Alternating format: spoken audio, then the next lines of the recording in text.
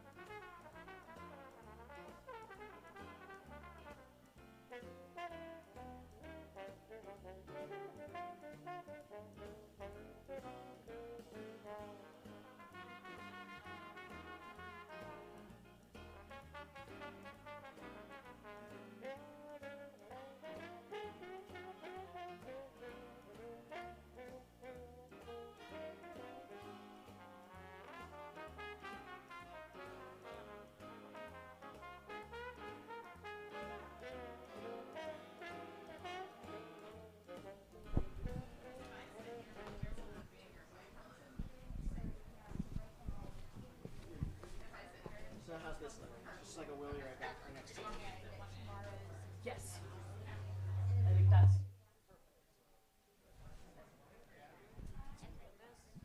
The slide advancer.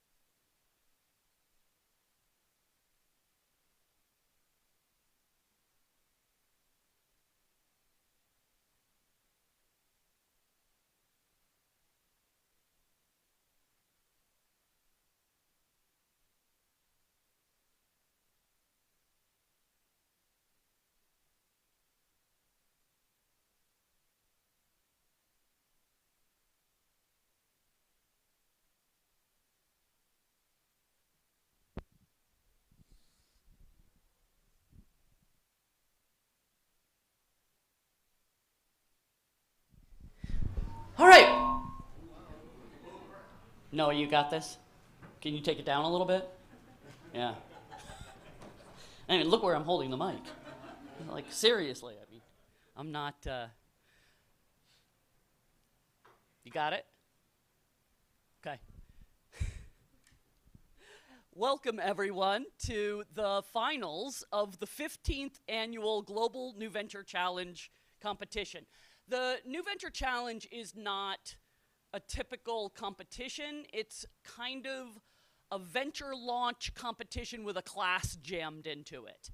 So these folks have been working on these businesses for months and months, but we were all together working on them in the classroom, and you're going to see teams from all over the world today. We are live streaming, and I want to welcome our folks from all over the world, our friends, family, fellow students, and alumni. We appreciate you being here with us. So just to start, all of this is made possible by the generosity of our incredible sponsors.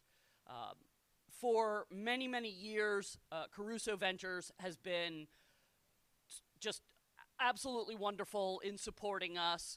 The Purcells, fabulous. We have with us some of our sponsors.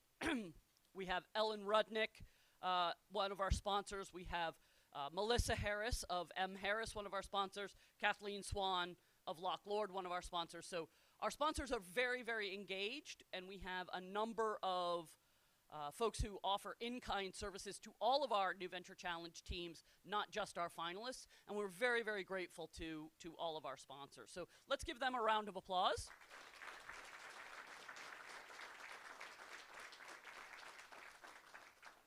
For those of you not familiar with the New Venture Challenge process, this began 26 years ago with our classic traditional New Venture Challenge, which was set up to support our full-time and part-time program.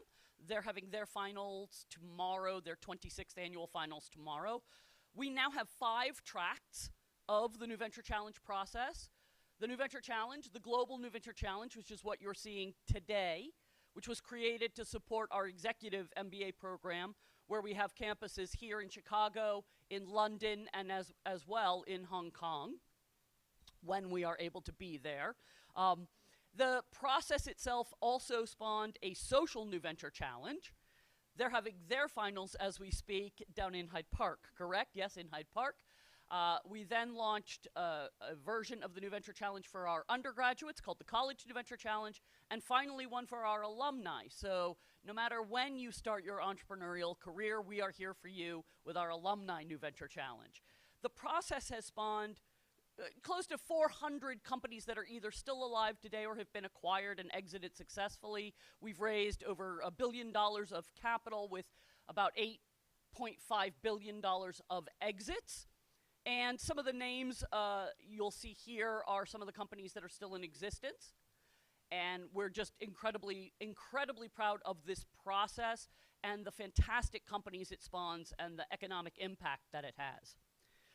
For our teams, we have some messages from some former winners. So Lucas is going to help us by getting the audio going.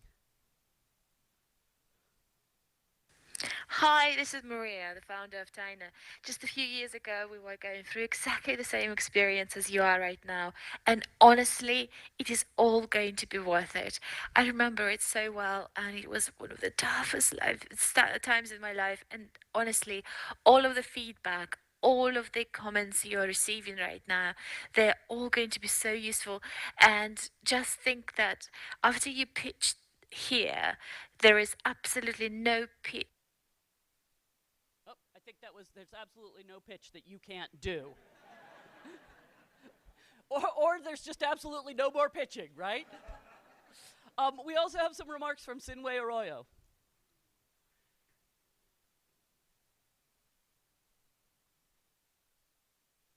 Oh, cannot play media.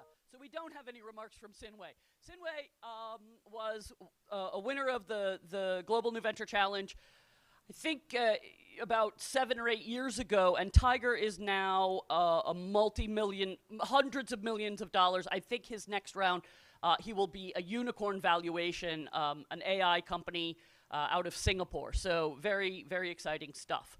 Okay, so technology doesn't always work, but we're happy to have Sinwei with us. This process involves literally dozens and dozens of people all over the world who come into the classroom to participate as judges and mentors, who meet one-on-one with the teams. And this is just a list of the people who participated with us this year. It's this community, this incredible extended Chicago Booth community that really makes the New Venture Challenge process the incredible process that it is. So all of these people are so generous in donating their time and their experience and their wisdom. And we have several of them with us here today. So judges, I'm gonna actually ask you to do a little bit of an introduction on your journey to entrepreneurship and investing. And it's going to be a chance for you to practice use of your microphone. Because of the live streaming, we're going to ask you to, when you speak, press the button on your microphone, and then when you're finished speaking, press it again. So the light will go from red to green, back to red, and we'll go ahead and start with Melissa. Press the button, goes green, you don't have to hold it, and go. Hi, good morning. My name is Melissa Harris. I am an XP 85 and was the co-winner of the Global New Venture Challenge. This is where I started my journey in this room to this day. People like Professor Rudnick, Professor Tebby, Professor Deutsch. And so I run M. Harris & Co. We are a marketing and communications agency that makes our clients memorable. Our clients include the Rocky Mountain Institute, the World Economic Forum, the American Medical Association, Guggenheim Partners, and fun places like 2 Michelin-starred Ever and 2 Michelin-starred Orioles. So please go out and have a celebratory dinner there. I have invested now in 3 startups. I am still a baby, 2 of which are alums, one of the Alumni New Venture Challenge and one of the New Venture Challenge. And thank you, Waverly, just thank you so much. This is kind of home, and it's so great to be back every year. My personal favorite of Melissa's clients is Cards Against Humanity. Yeah. For those of you who don't know, it's a really irreverent game that you can play, preferably with people that you know and trust a lot. Venetia? Venetia? Hi. Press your button. Yes. Now, Melissa, you should unpress your button. There you Perfect. We're going to be so good at this. Venetia, please. Okay. Venetia Cantagoras. I'm class 1977, when we had only 6% women in our classes. And I have been involved with the Polski Center and Ellen and Steve since the very beginning. So this is over 25 years of judging business plans. I have extensive venture, I run a major venture fund. I left that fund in 2011. Right now I run a family office. I have done direct investments in 6 companies at Polski. And I'm as a matter of fact, I'm late today because I was talking to one of our entrepreneurs that they're trying to do some funding. And I'm very excited to listen to what talents we have from the international team. Thank you, Venetia. One of Venetia's investments is actually a former GNVC winner. So thank you, Venetia. Deepa. Hi, everybody. And Venetia, you can they're perfect. I'm telling you, we're going to get good at this. I'm just really glad Melissa went first and not me. So I'm in the middle of the pack here. So Deepa Mehta, I'm currently an investor in residence at the Polski Center. I also lead our corporate development and ventures function at Advocate Health. It's the 10th largest non-for-profit hospital system in the country. My background is all in healthcare and in finance. I spent the last 10 plus years in healthcare venture capital, investing in early stage healthcare IT and healthcare services companies.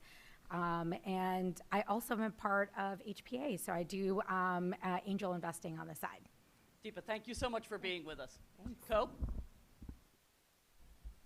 Hi, Ko Nakamura. I'm class of the 2007, and I went to the twice new venture challenge process. And after the graduation, I started Sozo Ventures, and Sozo Venture now manages over $1 billion AUM.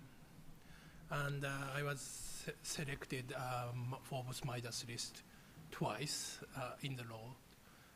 Last year was 73, and this is 62. So I started my career because of after the NBC, and that changed my life. So I came back. Ko is a fantastic supporter of the New Venture Challenge and the Global New Venture Challenge. We're really excited to have him with us today. Steve? Hi, how are you? Steve Sanger, partner with Evolve Ventures. So we're a $100 million venture capital arm backed by Kraft Heinz. So I'm a Booth alum, 2005, before it was called Booth. You know, huge congrats to all the teams. I know how hard this has been for you over the course of your quarter. So I was a part of the New Venture Challenge. My team was not that successful. We had some interesting founder dynamics, like we broke up as a team.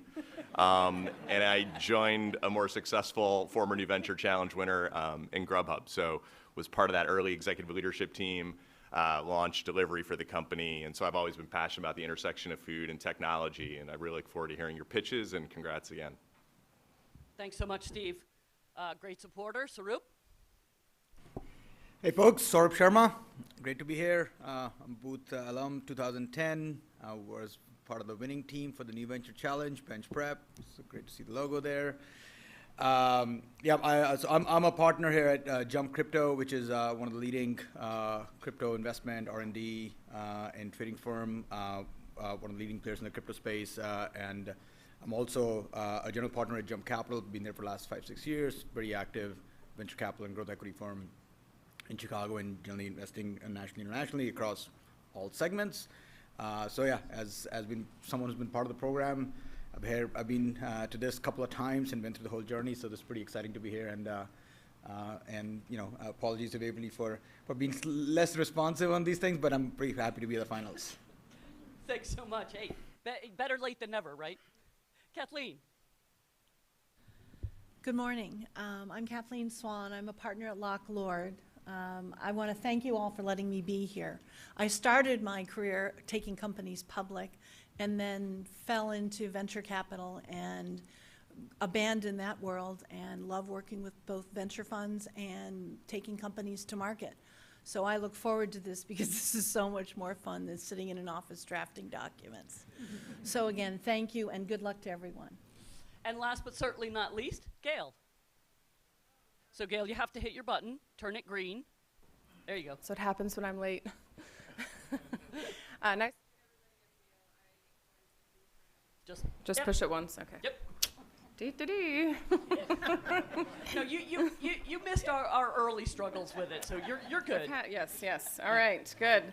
So Gail Wilkinson graduated 2012 from Booth. The full-time program, most importantly, was a 3-time TA for Waverly. And since Booth, I've only done VC, so I started 2 firms. One was Irish Angels in 2012, right when I graduated, ran that firm for 9 years, did about 80 pre-seed and seed stage deals, investing 60 million or so. Also started Vitalize in 2017, which is what I run today. We are a pre-seed and seed stage future of work firm based here in Chicago, LA, and San Francisco. So I'm excited to hear your pitches, and best of luck to everybody. Thank you, Gail. And I just have to put in a plug for Vitalize Angels. So Gail has created a structure where if you want to learn about angel investing and do angel investing, but don't have tens of thousands of dollars to invest, you can join the network and put in relatively small amounts of money. I think the minimum is $1,000 on deals, but you get to see people pitch, you get to read the due diligence. It's a great way to learn about angel investing. I'm a member, and I've done, I think, 3 investments through Vitalize so far. So thank you all. Let's give our judges a round of applause.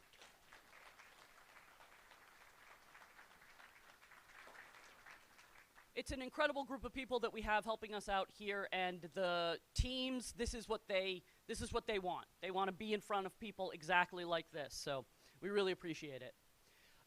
Teams, you know the rules of engagement, but for everybody else, we're going to have 10 minutes of uninterrupted presentation, which never happens in the real world. They know that. but it does let them get through their story pretty efficiently. And then we'll have about 12 to 15 minutes of Q&A with the judges. For the judges, you'll notice that some people will jump in Q&A that were not part of the presentation. Only our students are allowed to participate in the formal presentation, but their non-student team members can jump in Q&A and participate as well. And then when we finish up today during the deliberations, you can mull around here, and we're going to come back to this room to make our announcements. For the judges, please fill in the scoring sheets and the feedback forms. And most importantly, when you have finished your feedback form, please hit the submit button. Otherwise, they just sort of stay in the ether and we never see them. These feedback forms are incredibly valuable for the teams, and they will also inform our discussions later. But the teams do receive these, and you'll notice that at the bottom of the form, there is the question, can this team contact you for more information? Trust me, if you press that, they will contact you. So, but if you are interested in these teams and would like to have a further conversation with them, please do acknowledge that. When we're in Q&A, raise your hand when you have a question, and of course, the microphone will be very helpful for our live streaming audience during Q&A. After the presentations, we will retire to a conference room on the 3rd floor and figure out how to award the prize money for this year's GNVC. And I have an announcement to make. This year's GNVC prize pool, thanks to all of our great sponsors, our donors, and your loving program office, is up to $125,000. So we will be awarding $125,000 in investments today. So that's very exciting for us. We'll hear 3 presentations, take a short break, and you can see here that the campuses represented will be London, Hong Kong, and Chicago. And we've organized it so that the folks who are joining us internationally don't have to stay up too late at night to see their region's presentations. So we'll start with Nimi, and away we go.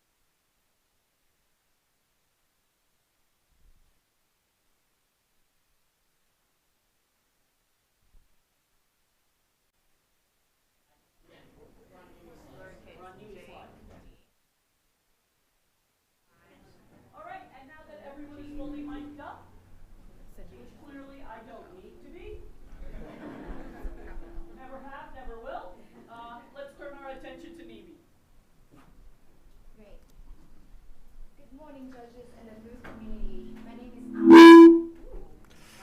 Nose got you. Could you hear me through the mic or? Sorry.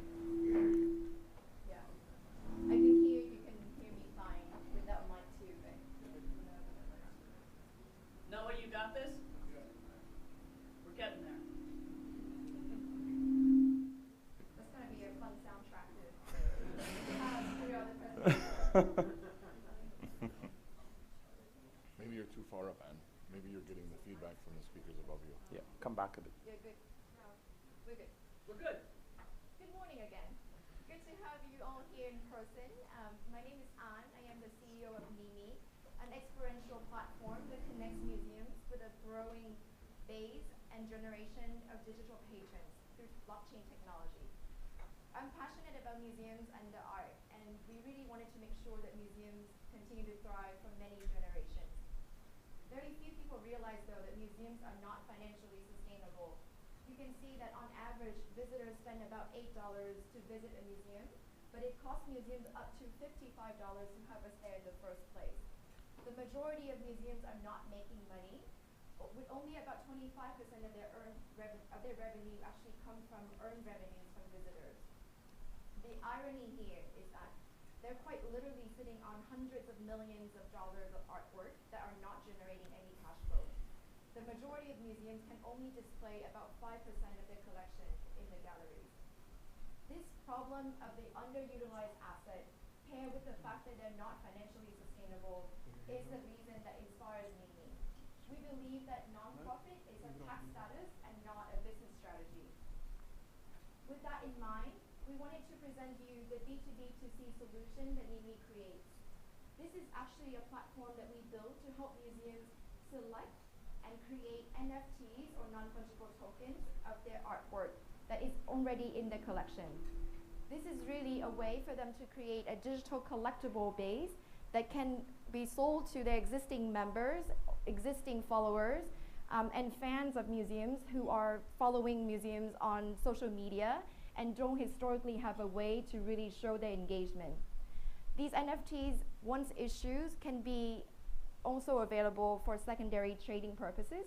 We would have our proprietary platform where people can trade these NFTs and generate an ongoing stream of revenue through royalties for museums in perpetuity.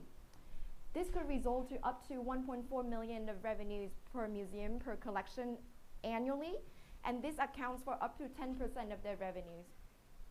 I've talked to over 30 museum directors over the last few months, and as much as they're really interested in the revenue potential of this platform, they're even more excited about the ability to engage with an online and diverse audience that have not been part of the ecosystem for museums historically. NIMI is beyond an NFT platform. We are really a museum club membership. This is actually what we create. We wanted to make sure that collectors who engage with museums have the ability to display the NFTs that they purchase in their virtual galleries, which can be shared with friends, and they can actually have access to many events in person and online through this bespoke arrangement and programming that museums will create. This will result in a more engaged audience base, which speaks a lot to the millennials generation, 25 to 45 years old, who don't engage with museums as much as the baby boomers have. So with this, NIMI is uniquely positioned because we're bringing together an earned revenue strategy by tying it directly with engagement objective, and this is not what museums have been effective at. I'll quickly turn to my colleague Andrich to show you a demo of our platform, which was actually created with the artwork that is on loan by our alumni to the London campus. Thank you, Anne. So Anne sees this leaflet, and as soon as she enters nimi.live, she enters the gallery, which she does now. She enters nimi.live, and as soon as she does that, she arrives into the digital version of that gallery. She walks around. This is as close as it gets to the real-life experience of walking around in a museum. The technology itself was developed by Walters Cube, where I'm a member of the board, by the way. She likes this painting of Raphael Main. She clicks on it, and as soon as she does that, she arrives to the NFT gallery. She decides to buy it because she likes it. She goes on and buys it from the owner. she buys it with US dollars, and later on she may decide to sell it on. And as Anne mentioned, these NFTs will appear in her own private gallery, which then later she can share with friends. She can invite friends to view it. She can invite her to her own cultural experience. On the other side, she can read more about the museum, about the artist. She can watch him do more of the artwork. So it creates a social interaction with the museum itself. And then as a summary, as I touched upon it, our platform will have two key social components. First of all, it will have Anne's own cultural group. She can share it with friends. She can invite them to special events. And the other side, she will have the engagement with the museum through this NFT Club membership. And while she does that, she also helps them to finance these museums on the long run. And I'll hand on to Kevin. So why are we the team to deliver this to the market? Well, we've heard from Anne, our CEO. She's the brains and hearts of our operation here at NIMI. She has a long-standing track record of working with private equity firms and helping them grow as organizations. You've heard from Andres. He has 20-plus years in a variety of different fields, including, most importantly, digital media. Paul's our head of technology, a serial entrepreneur. He's an owner of a crypto wallet and an NFT marketplace today. Archid, unfortunately, can't be with us today. He's my long-standing colleague. He has over 15 years of experience of trading FX and fixed income, and he's really going to be part of designing that secondary trading marketplace for our NFTs. Well, we have another serial entrepreneur in Guilherme from Brazil. He's built a B2B2C business in Brazil that has a over $100 million valuation. I'm Kevin. I have 15 years of experience of working with some of the largest sovereign wealth funds in the world, and I, along with Anne, have really designed our go-to-market strategy. Now, what's the opportunity set? Well, we all know there's a lot of money in the art world. Where's that growth expected to come from? Well, our research shows that it's expected that over 50% of the art and collectible space is going to be driven by NFTs in 2027. And most critically, museums are not positioned to capture that growth today.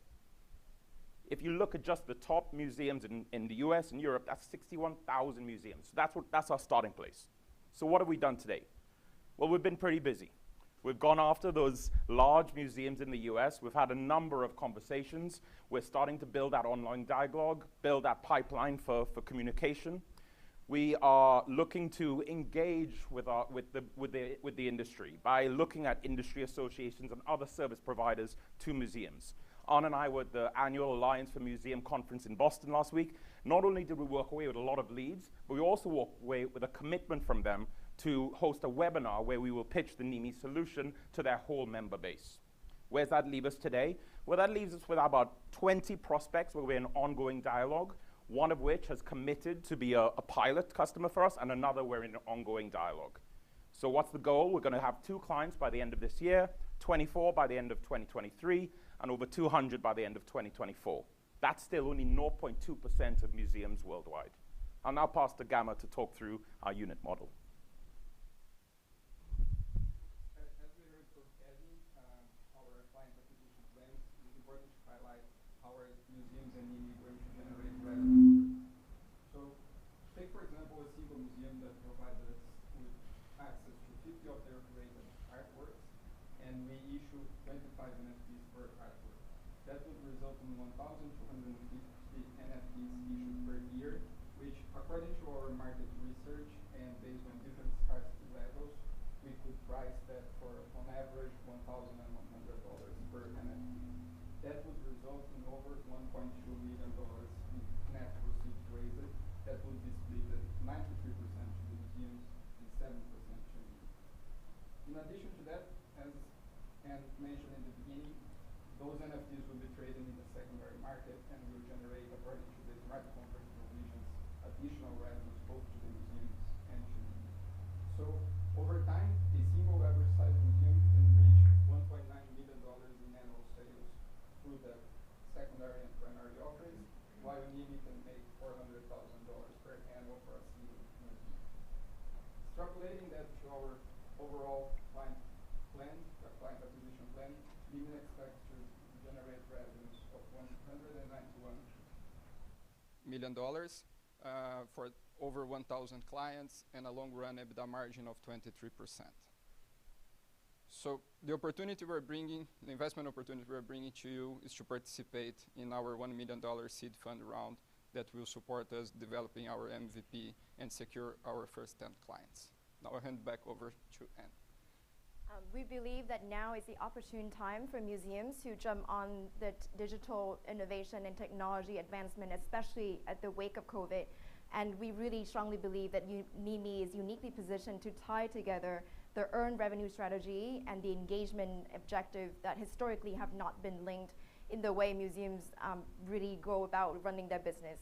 You may wonder why 6 highly successful executive MBA students are coming together on this mission.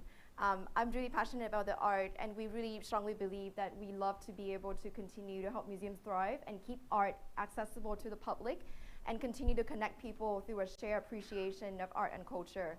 It has been a true booth experience inspired by many of you in this room and people following us online, and I look forward to bringing you along on this journey.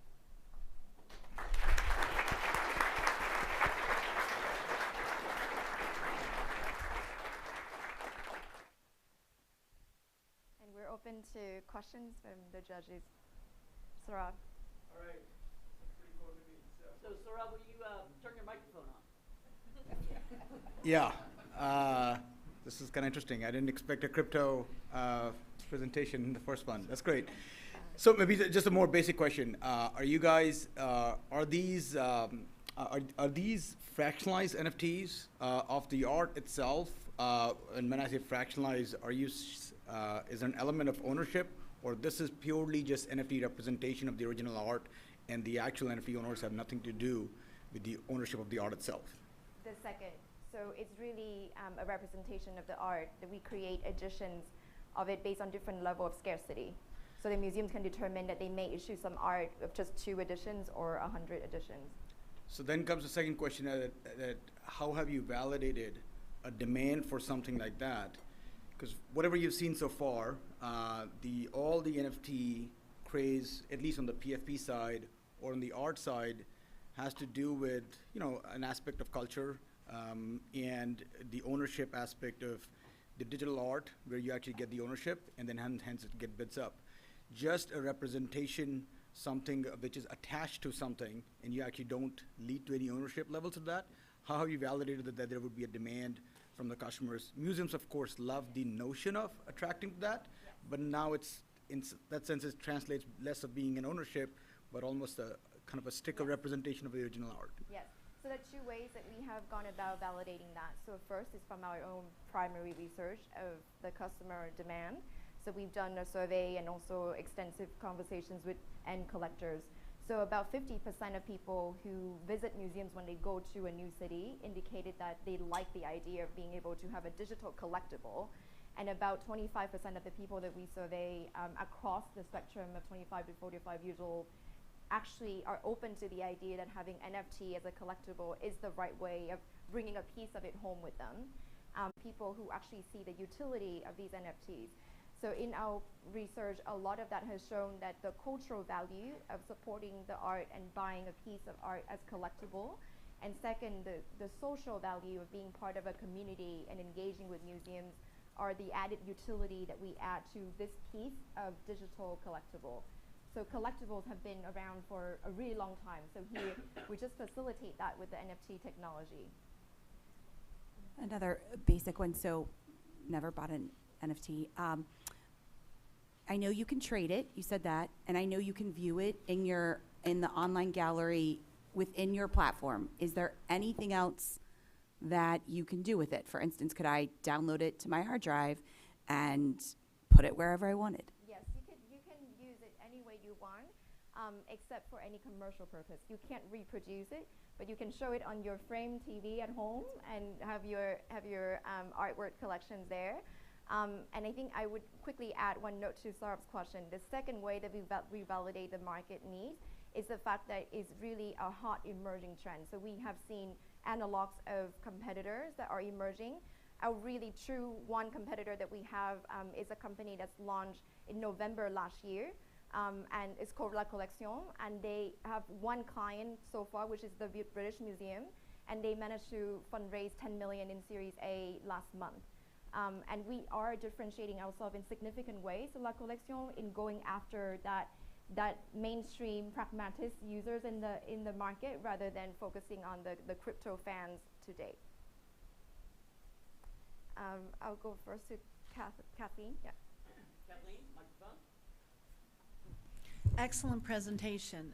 Having spent some time as counsel to the Art Institute, I love the engagement of engaging as well as, you're right, they have lots and lots of rooms of art that it sits there in the dust. A couple of questions. However, you do have a traditional ownership interest in the art. Many of these museums are nonprofits and they hold the art in trust. They don't even own it. So how do you meet the terms of a trust? Yeah. And what does it do? What do these NFTs do to the value of the art? So in the event a collection they want to sell the painting and Sotheby's comes along, what are you doing to the price of that underlying artwork? Yeah. So we've identified the 3 types of artworks that museums have that we could target. So one is artwork that they have in their collection and they own outright. Second is the artwork that they have licenses in place for digital rights. And third is artworks that have licenses that already expired. So you have open access artwork when the artists have deceased over 75 years. So those 3 actually account for the majority of the museum collection. So having talked to many museums, including many of our leads at the conference last week, they actually identify underutilized art that are just not getting enough exposure, and those are the ones that we would target. And we only are looking at 50 pieces of artwork per collection per year, out of hundreds and thousands of pieces that you have in the collection. To give you an example, the Turner paintings that were made into NFT by our competitor in London were actually arts that were donated to them 50 years ago with a very specific stipulation that they can only be shown for 2 weeks on display in the museum and cannot be loaned to anyone else. And there are many of those arts that most people don't get to see. So that's really where we see a lot of that attraction in making it available digitally. Ko. Thank you. I would like to ask the digitalization process of the artworks, because I'm asking this question because high-end art museum only trust few of the vendor who does the digitalization. Yeah. Because artworks digitalization is not simple as taking a picture now. Correct. Yeah. Yeah, so very interesting because we have seen a complete trend in the last decade of museums trying to already start the digital journey. So many of the museums we talk to already digitize the majority of their art in high resolution images. And we would take those and then turn into NFT through our platform of technology, and just can talk about how easy it is for us to create those virtual galleries that you see earlier. Yes, so that's what I want to add to what Anne said, is that vast majority of the art is digitized by definition by a current museum, with their own standards. And creating the platform that you have seen, the virtual galleries, will just incorporate that artwork. So first of all, that artwork will be minted into NFTs, but it will also be incorporated in the virtual gallery that you've seen, which is an existing technology. It's relatively easy to use, and you can set up a museum within, if they have the digitized artwork, within potentially 2-3 weeks. Sorry, one more question. Yeah. Did you talk to those digitalization technology company?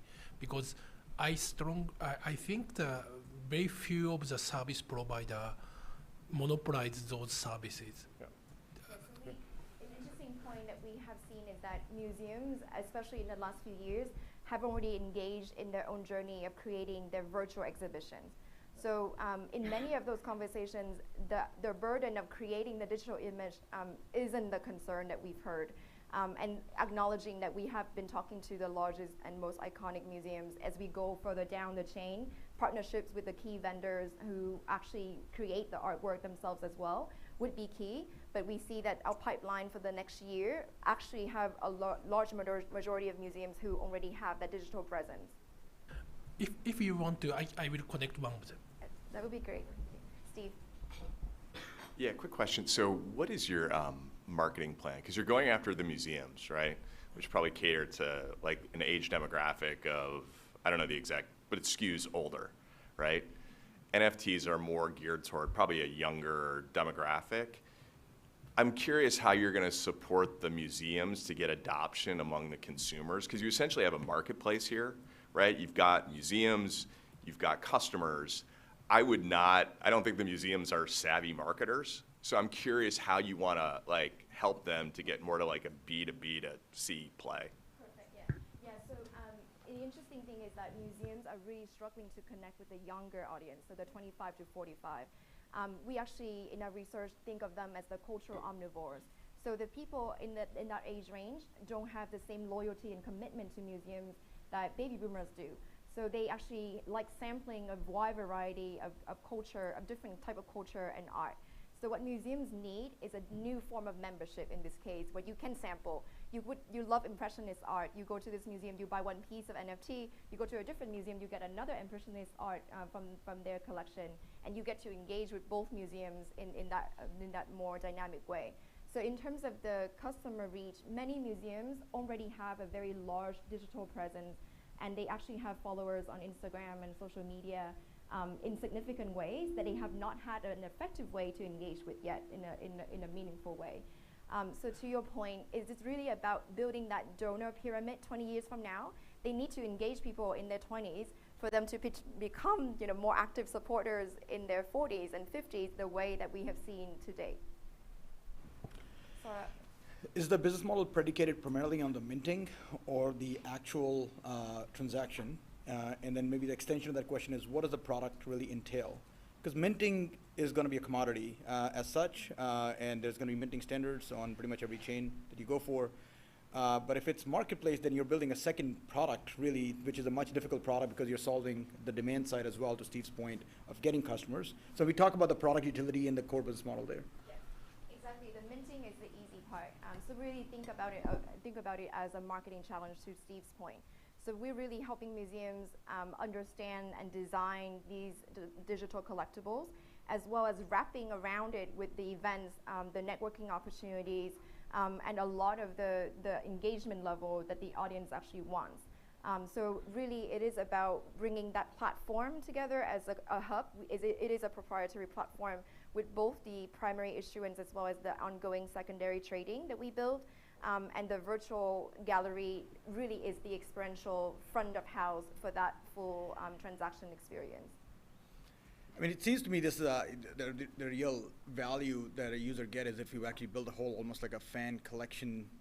It's a social token version of this thing. So you have to build a ton of features set up. What does the cult, which is associated with this painting, continue to get by being part of that cult? Which is a multiple offerings as part of that ongoing as such. Yeah. Exactly, and we look at analogs such as the way that Coachella issue NFTs for lifetime passes to the festival. So it is really, the NFT isn't just a piece of pretty art to look at. It is your key to access communities and memberships in a different way than what we have today, which is individual museum membership. Melissa? And unfortunately, that's all we have time for. Thank you, Mimi.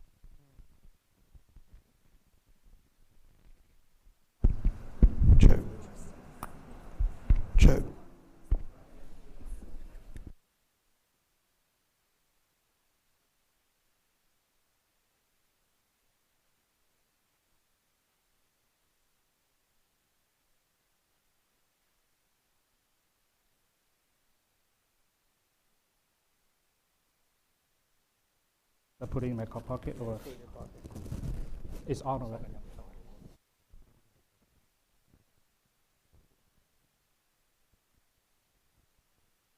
Check, check.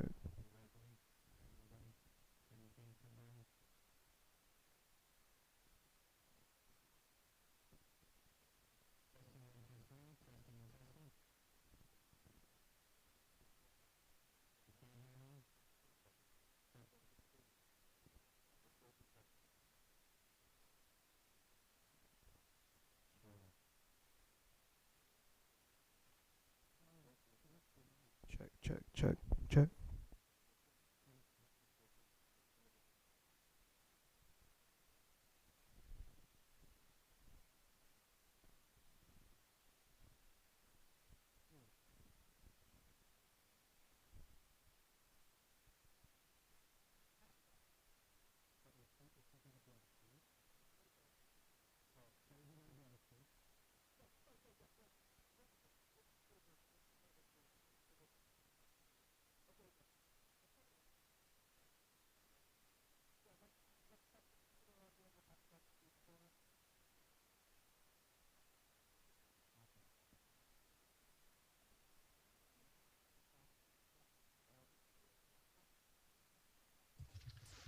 Testing 1, 2, 3. Testing, testing. Lovely.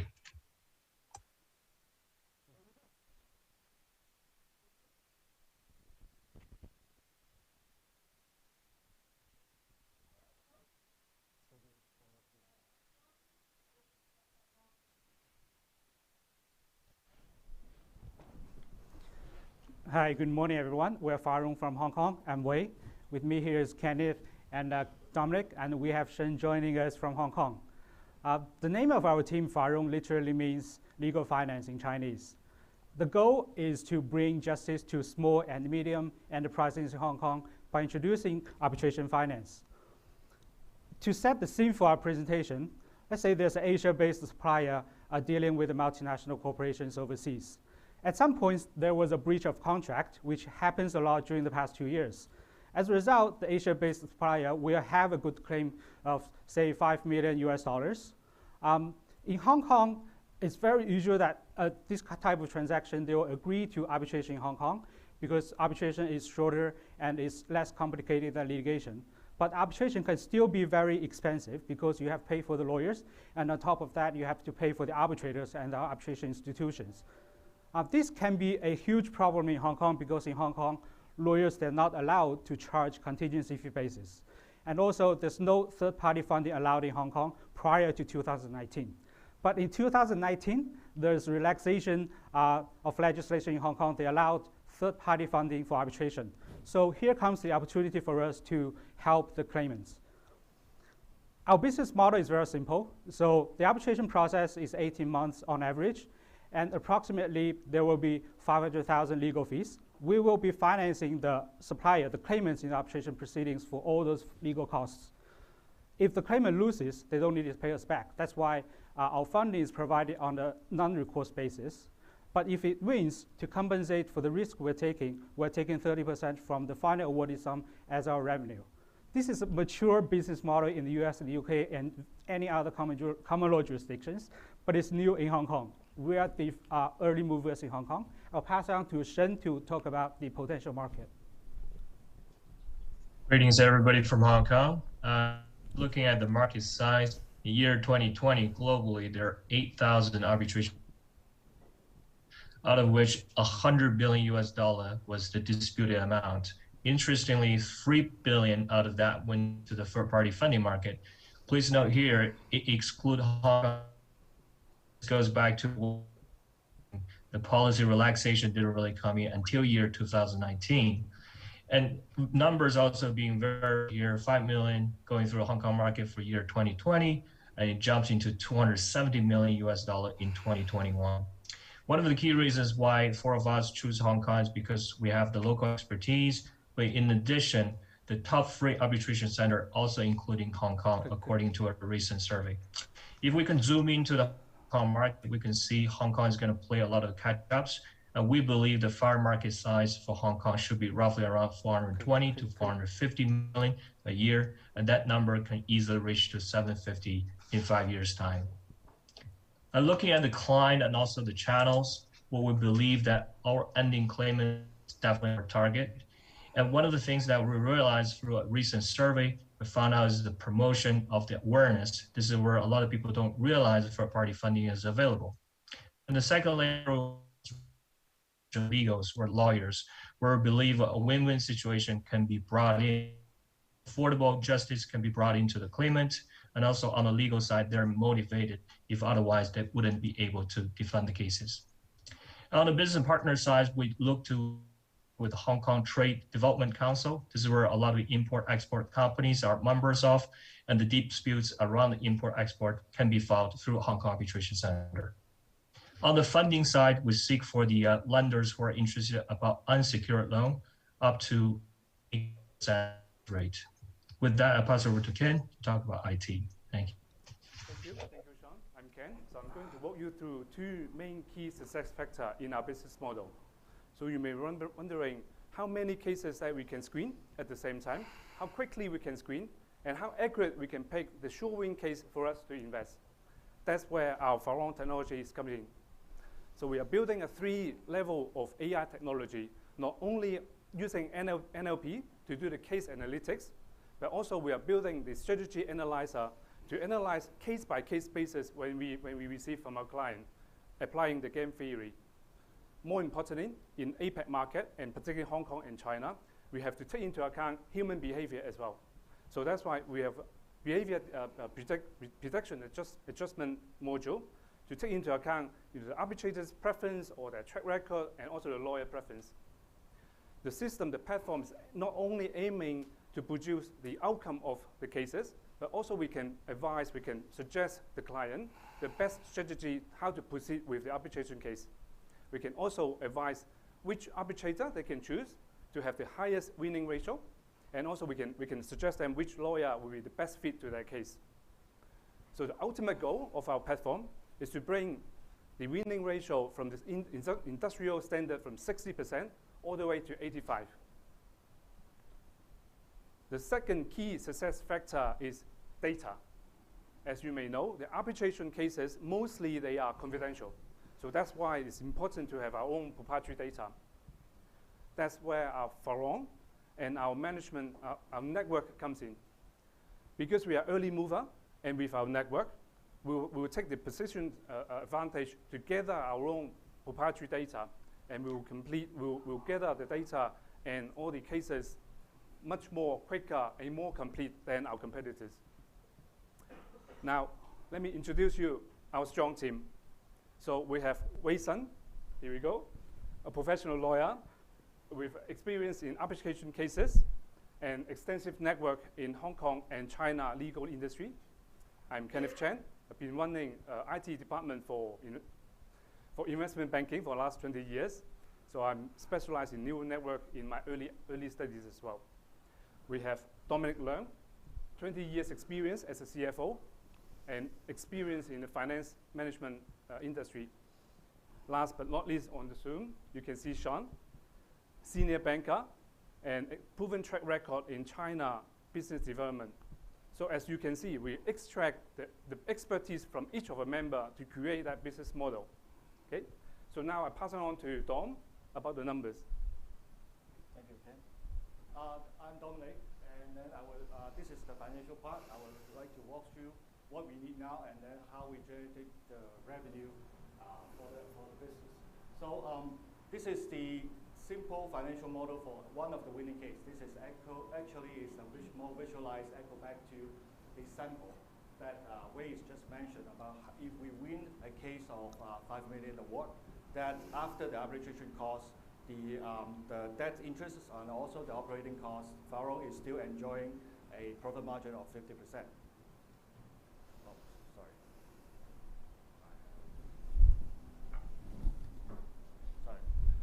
So this is one of the case, and then we would like to extend that to one of our portfolio of so-called the cycle one. The portfolio will be including 5 to 7 cases, and then with industrial standard of the winning rate of the 60%. And then that will be the cycle one will last for about 18 months, which is the average time for a average shooting case. And then we will utilize a 2 million debt. And then we will utilize 2 million debts. That will be with an attractive of interest rate of 80%. We will have, so after all, the cycle one financial will be 3.6 million revenue after the arbitration cost of 2 million and both the debt interest of 0.5 and also operating cost of 0.5 million. The profit margin will be 0.6 million for the first cycle. We roll out the first cycle into the 5 years financials. We will divide it into a roll forward as a cycle 1, 2, and 3. Actually, the whole period will be about 54 months. That's why we say that it is a 5-year financials. The profit margin for a cycle will be improved from the 0.6 million to 1.8 million and then 3.7 million. The accumulated profit margin will be 6.1 million for the 3 cycle, the first 5 years, and with the profit margin of the analyzed growth is 150%. The increase of the profit margin was mainly due to the compound interest, the compound effects for our initial funding of the 2 million debts, and also the winning ratio improvement due to our AI intelligence kick in. So the final things is what we are asking now is initial funding is 500,000 US, which including our AI infrastructure for the intelligence building, and also the marketing and channel, the arbitration conferences we are going to commence, and also the administration cost for 180,000. That is sufficient for us to have the first cycle of 18-month operations. So again, finally, we are asking for 500,000 of initial funding for a business that can bring justice. Thank you.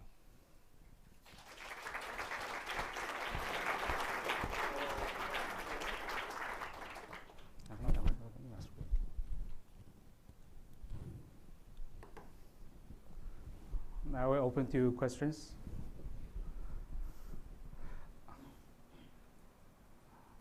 Yes, Catherine, please.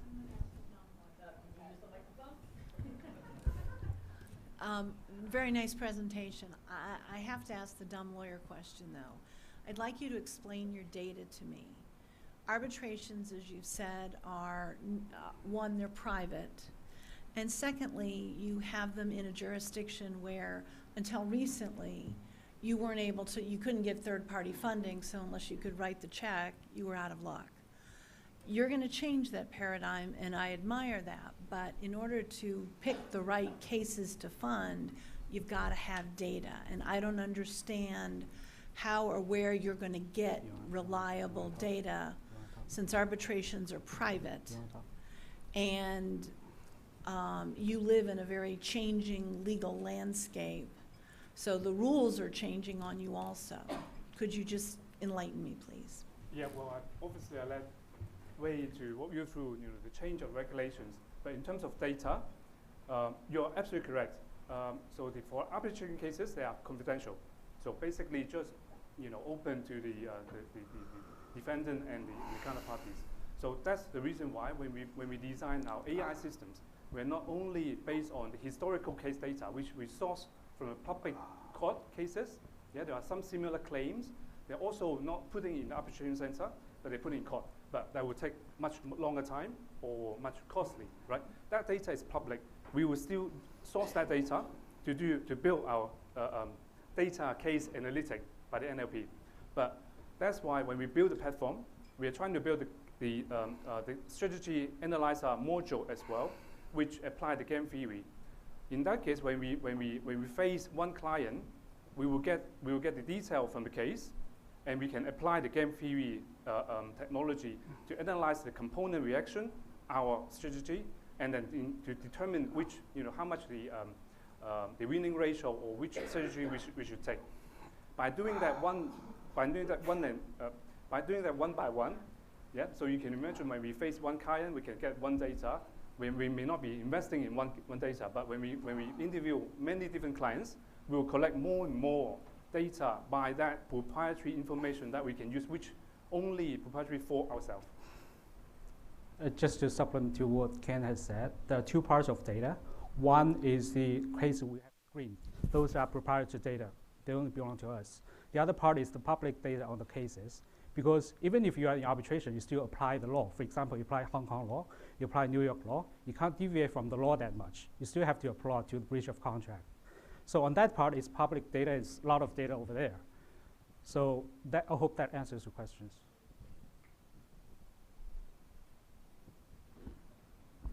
Hi, I was just wondering, could you talk a little bit about the funding ask of 500K? The only reason I'm thinking if the number should be higher is because it takes a lot of money up front in order to get to that kind of 3.6 million in revenue. And so, you know, if you're going to have a portfolio of 5 to 7 cases, you know, would you need, you know, more funding in order to kind of, one, build the technology, but two, take on a portfolio of these kinds of projects or cases to be able to get to your first win, which might take a year or 2 years or something like that? Sorry, the winning revenue is basically based on the we have the 5 to 7 cases, then to take the winning ratio on that. We have separate two things. The one is the 500,000 we're asking for the initial funding, actually is for the operation.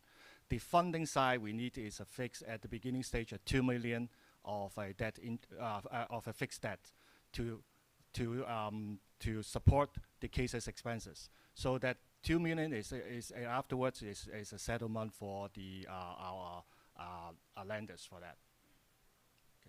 So that we are paying an interest in between for our financial So there's going to be like a debt component where you're taking out $2 million for the expenses that are related to the case. The 500K is just to actually build the platform, the technology, and for operations of the business. Yes, the 2 million is to support the arbitration costs for the 5 to 7 cases. Okay, I think I get it. Thanks. Yeah, maybe just an extension of the question. For a business that's starting up, how are you going to support 2 million of debt and interest cost to that? You have no revenue. You only have equity capital, and you're taking 2 million of debt on a business model which is built on contingency of winning of a portfolio. It seems reverse to me that you will go and sign up for a debt position at this time, and why not sign for a larger equity check which allows you to get to the portfolio of a win? Well, we have been asking the same question ourselves at the beginning, but I have been talking to some of my friends from law school who later become investor. They're actually doing this on the Hong Kong market. So I asked him whether you are interested in investing in our cases on a debt basis. He says he's willing to do that because we can offer as high as up to 18% of interest. So I think that's very attractive on the market. If we're taking equity, then we're giving up a lot of shares in our own companies. That's not, I don't think that's a trend we'll take.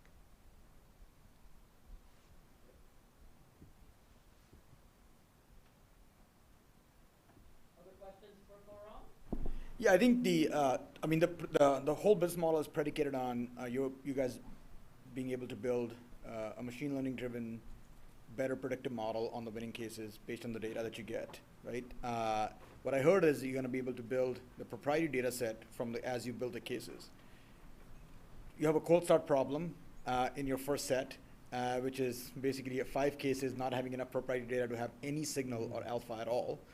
You're relying on non-arbitration public data, which is not enough signal because that's available to everyone in the market. So how do you get to any predictive win successfully at all with only $500,000 funding? I mean, the AI is only part of our screening. Our screening was primarily based on the lawyers, the experienced lawyers at the beginning. So only after maybe 5 or 10 years, because we have a long-term commitment in the market. So later, when we can build the AI technology to actually use AI to screen, improve the winning ratios in the cases, so then we will put AI as a primary determination factor in our screening process. So at the start, for 3 to 5 years, I think we'll still be based on the experience of the lawyers in screening the cases. Got it. It sounds like today the opportunity is the TPF market just opened up because of changes in regulation. Correct. So this is a pure just financing business, which can, we just take a portfolio bet on that. At the start, yes. Very much a services. But we're looking at the long term. And there are some Western players in the Hong Kong market, but they're focusing on a very small market. But we are the first local company committed to do that, and we're committed to long term. So that's why we have AI in the long term. Did you just say a competitive advantage that I didn't hear before? You are the first local you will be the first local company in this market. Company, yes. So will you then have a competitive advantage because of who you are? Can you talk a little bit about who you are? You did not tell us much about. It depends which aspect are you looking at. If we're talking about local knowledge and local network and also understanding of the culture and language, because you actually do arbitration in Chinese in Hong Kong. Currently, there are some big players in Hong Kong. They're from the UK. They're listed company in the UK. They're listed on the New York Stock Exchange. They have reputation. They have good track record. They're financing all the Fortune 500 companies, but we are not targeting that market. We're targeting to help the small and medium-sized enterprises. So on that part, we have the advantage. I would have said that earlier. Oh, thank you. Thank you for asking that question. Yes, please. Yeah, just really quick question. Can you provide a little more detail about how you're acquiring these cases or how you're going to select these cases? I don't think I got a lot of color on kind of the acquisition strategy, how you're selecting these cases and building a brand for yourself to get people, because you are new and a first mover, so why you and not another pathway? I'll give Shen to say that. Shen, please. So,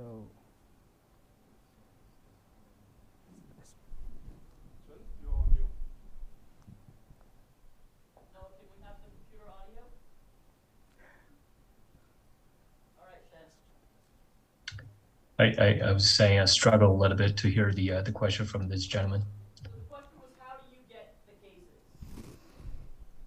Oh, how do we get the cases? Basically two channels. One is by speaking to the claimant directly throughout those hosting events. Said the import, those are the direct events. We want to access those direct claimants. And the second layer is about the lawyers, where we want to set up some reference schemes. The lawyers are well motivated in this very case. So they'll reference those cases back to us. So those are the two channels we plan to do it.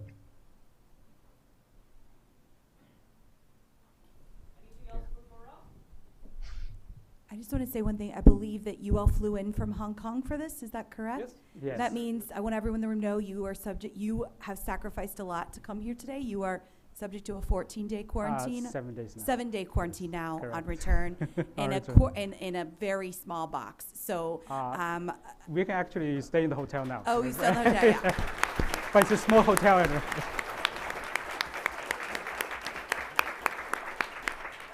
Thank you for coming all the way. Thank you. All right, and thank you very much for on team. Thank you.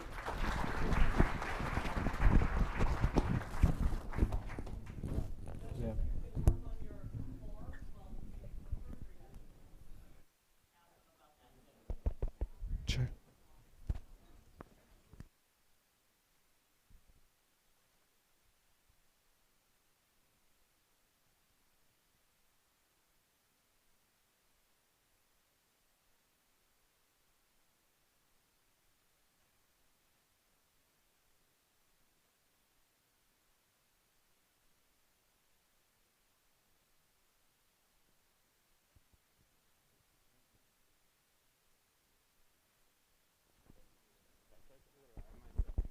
Check, check.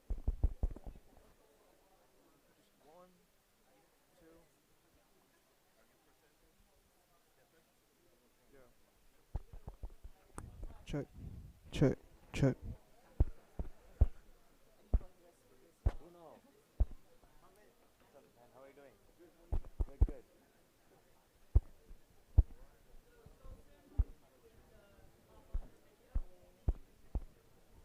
Mic check, 1, 2. Hi, can you see and hear me? Okay. Do I need to speak louder or this is perfect? All right. Check, check, check, check, check.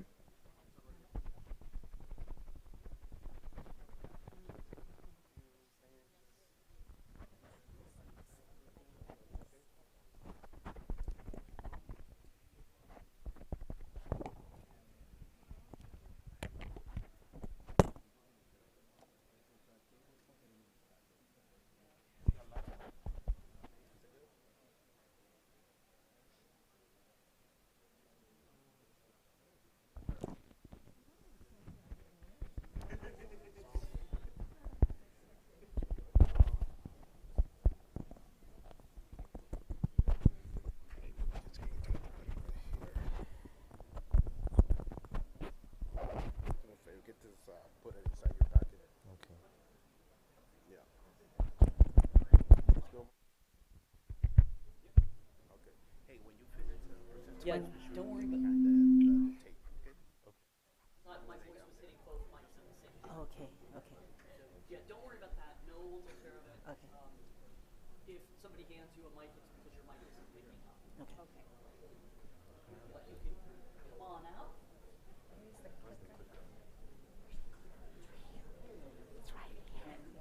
So you can see Tosin's in the corner. Cool.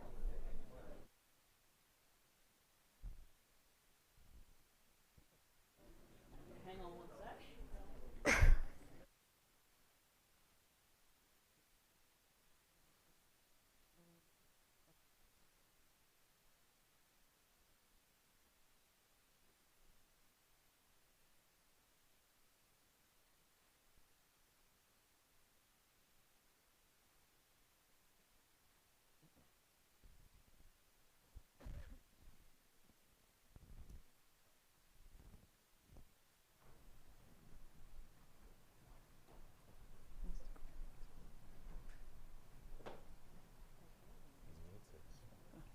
Hello, good afternoon. Can everyone hear me? Yeah, so good afternoon, everyone. Unfortunately, I can't be with you in person, but the rest of the team is with you. My name is Oyede Oluwatosin, and I'm the co-founder of Accentric Pex. Over the last 5 to 6 years of my career, I've spent a significant portion of this time working with organizations across Africa in shaping and implementing their strategy for growth. However, underpinning every conversation is always the question about human capital and the talent expected to drive this growth. It's then not surprising to see that organizations in Africa actually spend about $540 billion in putting together employee benefit schemes.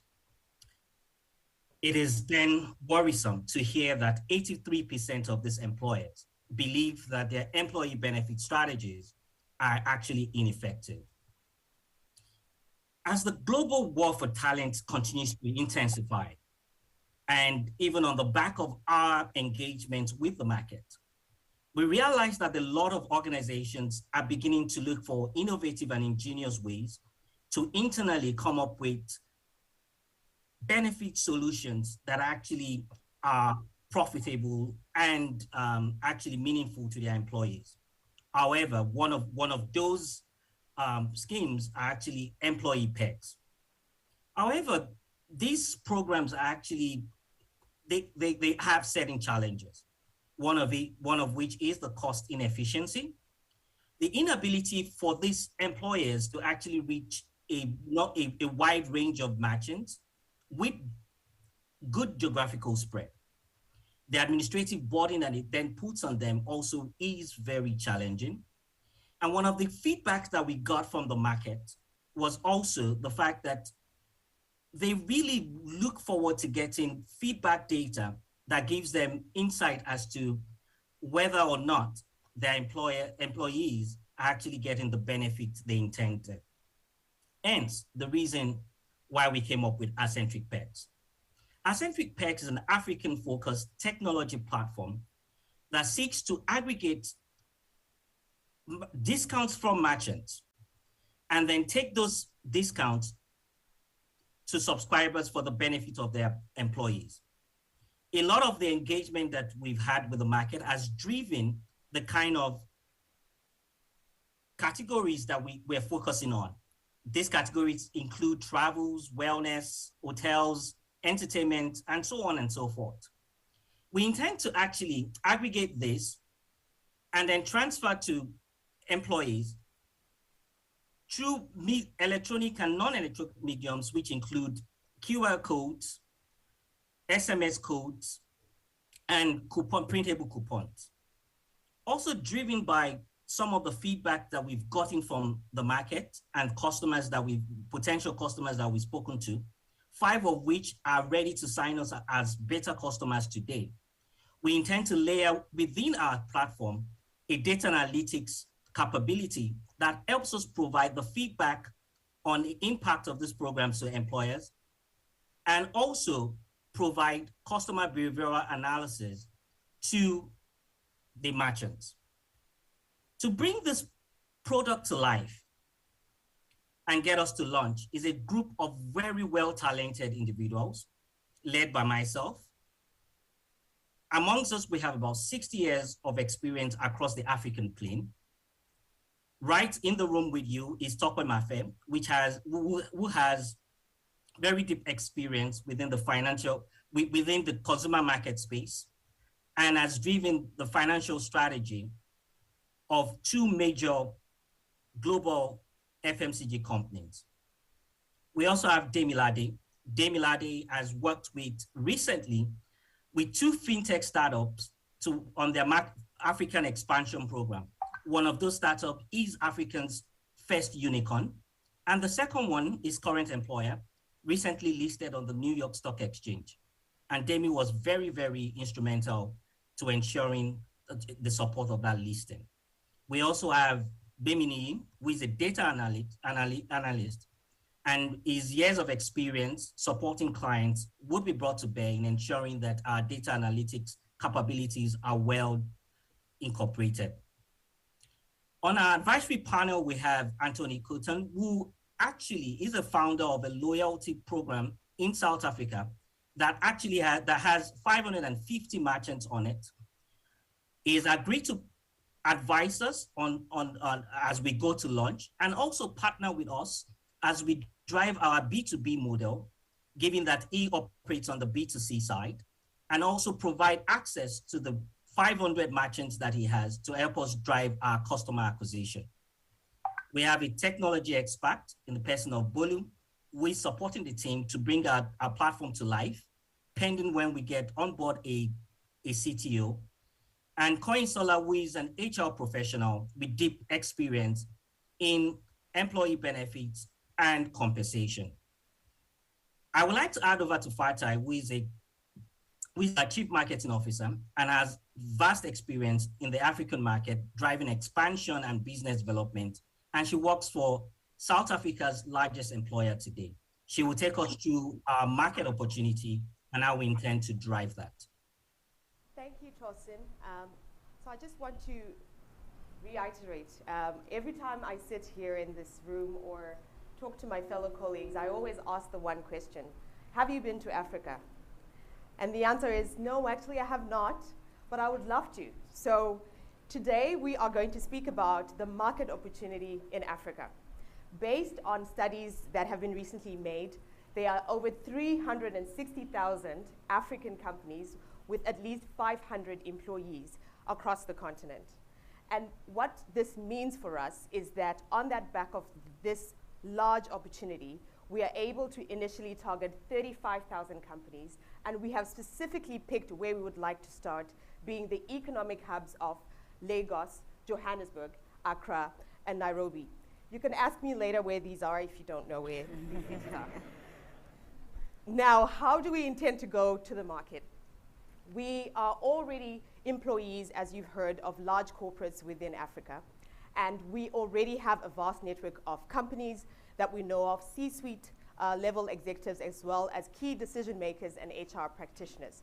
As you've heard, we have, through our own networks, brought Anthony to be our advisor, who already has a company that is operating in South Africa. We have already engaged with 5 potential beta customers that will be able to, that have already agreed to work with us as we finish our product development. And so throughout the next few months, using our network, we intend to continue to grow this drive. So from a 5-year plan perspective, we really understand the market, and we know that we need boots on the ground that are able to actually get our presence and our brand recognition into the market. We intend on leveraging this using digital marketing and advertising, such as LinkedIn, or any conferences where HR professionals and C-suite executives normally attend, particularly trying to drive the issue around the war for talent. We also intend on partnering with merchants on the merchant sides, wherever they have targeted campaigns, where they would like to expand on their marketing efforts into the market. So by 2025, we intend to be in Kenya and Ghana, where we intend to start a very similar product from Johannesburg and South Africa. And so by 2027, we are intending and targeting at least 2,000 companies across the 4 countries where we will be able to have a good presence. I'll now hand over to Tope, who is going to take us through how this all translates into financials. Tope. Thank you, Fatsai, and hello, everyone. So let's discuss unit economics. A very simple model for Azentric Perks. A unit to Azentric Perks is just one subscriber organization. The inputs are an average of $28,000 per company, which is the price a typical HR organization needs to pay to grant access to their employees for a 1-year time frame. Of course, we'll have our direct cost, onboarding costs and customer acquisition costs, which is 29% of the revenue. Thereby, we'll deliver a gross margin per unit of 71%. Our financial projections are on this slide. In H1, not surprisingly, we are not making any revenue. As mentioned, we have 5 potential beta customers, and this will be beta testing period. We want to ensure that the platform is up and running with these large MNCs before we can. It's one of the things we'll use to attract these companies onto the platform. As we go into the second half of 2023, we would end up with 80 customers. We begin to be able to charge subscription fees, and then start to make money. In 2024, something interesting happens. We are able to charge a small transaction fee based on commissions from our merchants. This is because we want to ensure merchant stickiness before we start to do that. Very key in our journey is launching into Ghana and Kenya, Nairobi and Accra. And then aggressive customer acquisition in the following years of 2026 to 2027. This ensures that we will be able to grow revenue to almost 100 million in the next 5 years. And finally, our funding requirement. $475,000 is the funding requirement. Just to note, 25% of this is promoters' equity, just tossing on the screen. And the rest of, the 475,000 will deliver our platform development, customer onboarding for this beta customers, our sales and marketing drive. This is very important to us, and of course, hiring key personnel. Just before I go, I want to say a point about our class. Our class is very special. We have one of the highest representation of Africans in this EMBA cohort, thanks to Julie and Lucy and the whole of the PO. So Booth doesn't get it wrong, right? Africa has potential. Please join us. Thank you.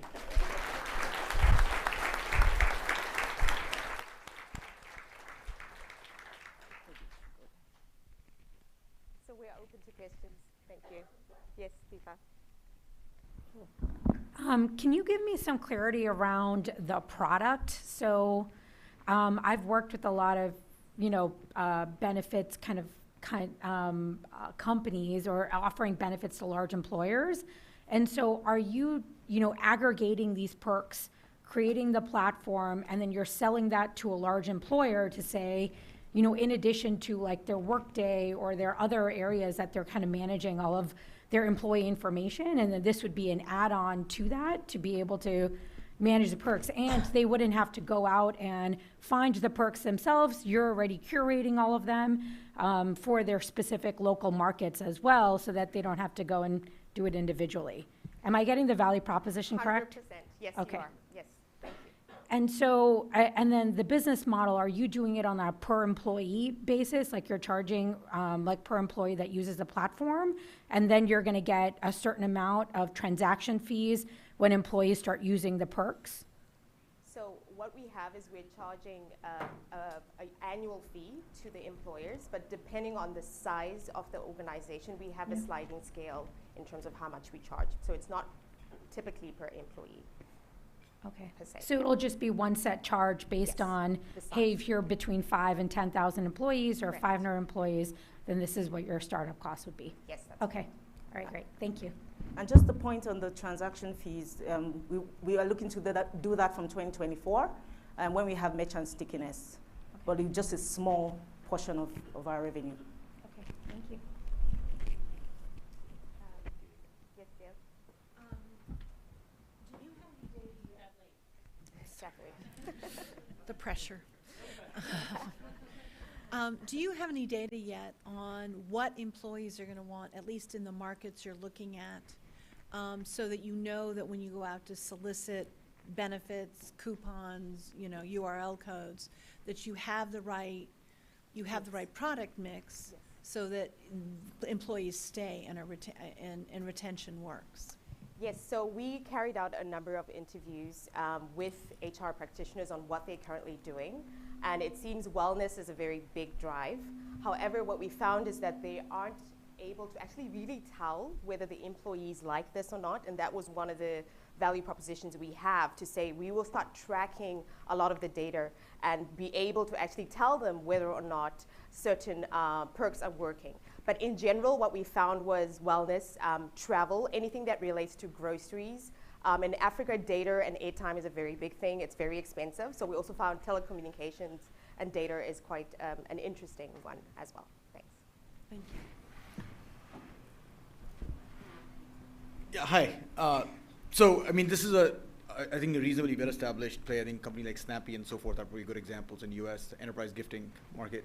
I think my main question is maybe education in the Africa region is that in the scheme of all the employee benefits, how is the market set up with the employers of covering other things which might be of higher priority for the employees around both healthcare, travel expense reimbursement, and where does the gifting aspect and the perks kind of line up compared to other things that employees are paying? Is that a well-established play, and this is an incremental things that now the employers are thinking about to ramp up the employee benefits? So what we found, particularly with the large corporates, most of them are also multinationals, so they would be implementing similar programs in the US, for example, but they haven't quite figured out what to do in Africa. So it is common for the much larger multinational companies, but what we've also found is the medium-sized companies tend to spend quite a lot of money. I think we had one of the HR practitioners talking about a social club that they pay, and they have no idea why they're paying so much and what value it's actually bringing to their employees. So it is very common that the trend is already starting, particularly with the large companies. Speak? Yes, thanks a lot. I just wanted to support Fatai's assertion. And I think one of the things our survey also revealed is that organizations have actually started doing this. In fact, about 4 or 5 of the organizations that we spoke to in Nigeria already have in-house PECS program, but are challenged because of the administrative burdens that it then puts on them. So when, as you asked the question, I think the direct answer to that question is that yes, organizations are already doing this, and we're trying to then leverage the fact that they're already here, and they want to be able to do it a lot more effectively and have access to even a wide range of merchants across different geographies. Just maybe a leading question to that. Do you have a reference point of what percentage of US or European employers offer this as a service? As an anecdotal data point, I don't see this as often. I think it's a growing market, but it's still in the early side of the market. And then when I take that as a reference point, thinking of that being offered in the extension offices in Africa sounds far-fetched and lower priority to me, but maybe if you have benchmarks around US or Europe. Okay, to give some data reference around US organizations, so you take a company like Microsoft, for instance, that is signed onto similar platforms in the US. You take organizations like the organization I work with, which is a Big Four consulting firm that does this in the UK and also in the US, but are looking at independently implementing these internally in Africa across the different markets of presence in Africa. And what this does for us is to then ensure that the same kind of services that they enjoy, say in the US or in the UK, they can get those kind of benefits across the African market.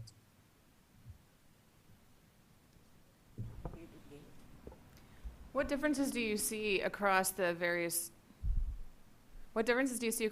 countries within Africa? So for example, in the US, it's pretty consistent that benefits have been a hot topic. Our HR buyers and leaders are inundated with all kinds of benefit stuff. So I see these models all the time. and we've passed every single time because just the amount of stuff that they have to deal with is so vast, and nothing is differentiated enough to actually break through into something that's going to make it from our perspective. But I don't know this market and would love to just hear any thoughts. Is it the same across all countries? Do you have any insights that are interesting to share by country? Yes. So what we found, so I live in South Africa. We found that South Africa is a little bit more advanced because the fintech business and e-commerce is really, really big and it's growing quite fast. So in South Africa, we found a few companies that are doing something similar, but not quite at the scale and not quite known as yet. But in Nigeria, Kenya, Ghana, most of the companies that have some form of loyalty programs are mostly B2C, direct to consumers. And most of them are also, like we looked at some of the reviews, they're not really implementing them properly, whether because they don't have the system set up from a platform perspective. And so what we are seeing is that there is definitely an opportunity for us to penetrate Nigeria, Kenya, and Ghana, and hence our partnership in South Africa with somebody who's already doing it, who wants to get into the B2B model. Because I think that's what's interesting here is if there's white space into these markets, because here in the US, we're already so far down the road on benefits that it's really, really tough. Yes. So I would definitely focus on that piece. Hi. I'm very curious about your pricing strategy because we looked at the many similar companies in different geography, but your margin level is extremely high. I want to know the reason why you can keep those high margin. Sorry. So the pricing strategy is based on its 3-tier pricing, depending on the number of employees per company. But in terms of cost, yes, it does look as if it's too good to be true. But in Africa, the labor market is entirely different. You could get labor at, I would say, a cheaper level than you would typically expect in the US and the UK and other more developed countries. Did you get the price comparison between the other similar competitor in the African market? Yes. So yes, can you hear me? Yeah. Okay. So currently, as in Nigeria, we don't really have anybody else, and we have quite a bit of white space in the other countries. But in South Africa, we're able to benchmark against Randgo, which is the other B2B company that Fatsai just talked about. And we are we're just priced slightly above him because of the extra, we add the value-added services that we have, which is the data analytics and the consumer feedback, passive employee feedback. Did you see the expectation of the price competition in the future? I mean, the lowering the margin or? Sorry? Do you see the long-term competition of the price? Do you see downward pricing pressure from competition? No. And especially in our conversations with One Loyalty also, as he scales, he just continues to enjoy the benefits of having a higher consumer base or customer base to offer the merchants because he's B2C. So as he grows larger, it's all about the volume game. You begin to see even more traction, I would say, in pricing. Thank you. It's very interesting. In Africa, do they have something similar as the US when you think about like benefits consultants? So you think about Aon and some of the others. So what I've seen a number of companies that look like what you guys are doing in the US, they work with like an Aon or other benefits consultant and use that as kind of a resale or as like a market when they go in to say, hey, this is what your health insurance should look like, your retirement should look like, and you should use this platform to manage all of your perks. So instead of you going directly to each company to sell, it could be a good kind of resale partnership opportunity to lower your B2B CAC. That's a great point.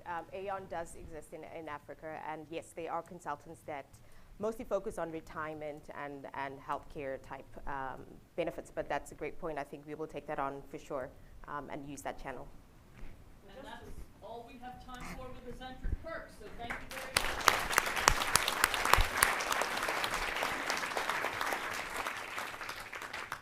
We're going to take a brief break, get some extra coffee, some water, and use the facilities, and we will be back at 10:25, please.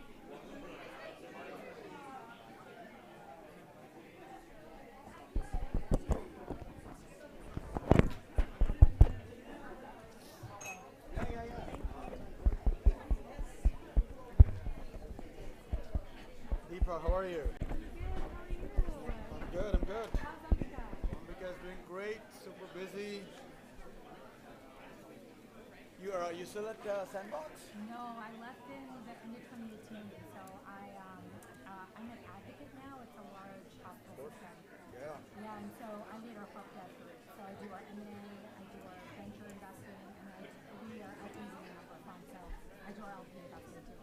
Perfect. Yeah, That's awesome. it's been good.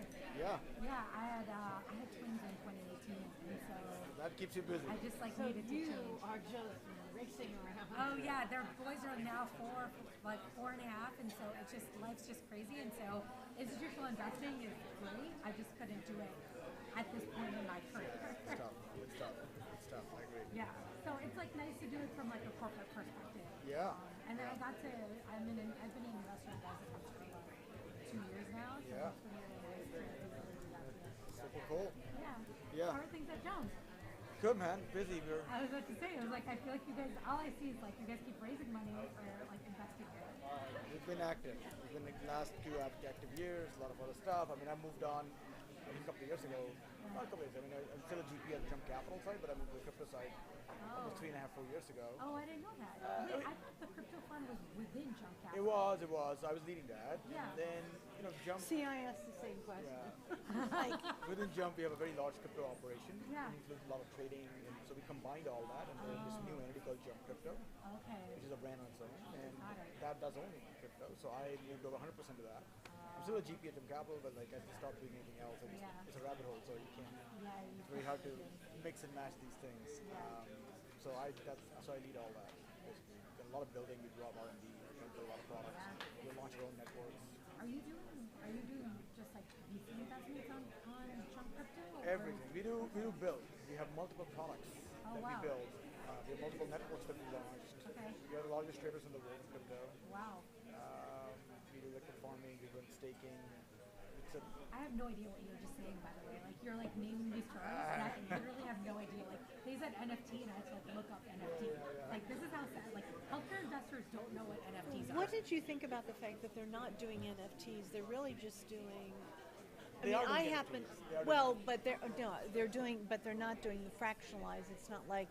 Well, they can't sell it because it doesn't belong to them. It belongs to the museum. Well, that's the other. So, but you can sell. You can sell a replication. Whoever owns the original art decides whatever different rights he can sell to it. So it's like music, right? So it's a license. Someone owns the music owner. Right. There's no royalty back to that original owner. So like, It is. Yeah. No, original owners. At this point, the ownership is basically for the museum. Yeah. Because it has reached to the point where, in the future, see, museums are all about artists have died, I guess, for the most part. So it's not about, it's a different market than the original painters, right? Yeah. So that's a different business model. This is a business model for museums. We're basically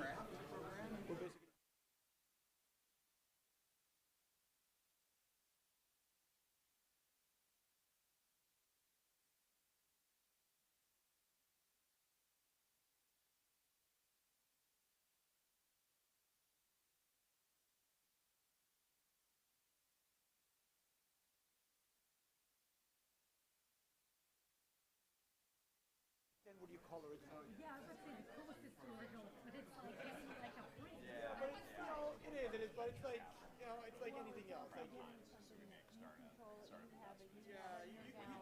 the value is not the NFT. The value is what experience you create. Okay. So if you get a Mona Lisa NFT, then you can allow only those collection holders to get a special showing from Mona Lisa, and only those people get it. You can create a whole perk system around Mona Lisa NFT holders, and a copy holder can get it. Right? Whenever Mona Lisa goes and comes to Chicago, you get the first look at it the first day. If Mona Lisa ever, it's a community build. That's the model. That's interesting. I have to say, again, healthcare is so different. I literally have no idea. I explain that to him every day. What is the remote patient monitoring? Let's talk about that. Yeah, I totally can talk about that, like all day long. Yes. So they've been around for a very long time. I'm with So we work pretty closely. Yeah. Okay. Yeah. And we've started to look at the packaging side as well, sustainable packaging side. So we work with a woman. So I actually, I leverage craft to help us diligence opportunities where we look to invest, and also to bring forth like unique startups that can help solve some of Kraft Heinz's biggest business challenges, right? So yeah, it's been a lot of fun to go.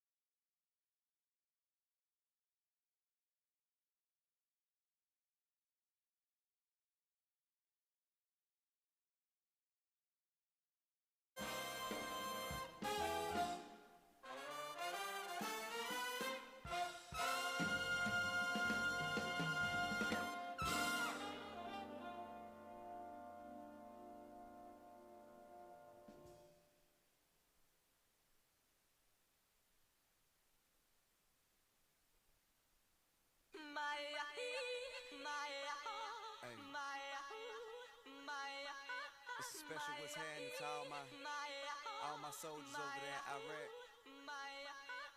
Everybody right here. What you need to do is be thankful for the life you got, you know what I'm saying? Stop looking at what you ain't got, start being thankful for what you do got. Let's get it to him, baby girl. Hey. That's right.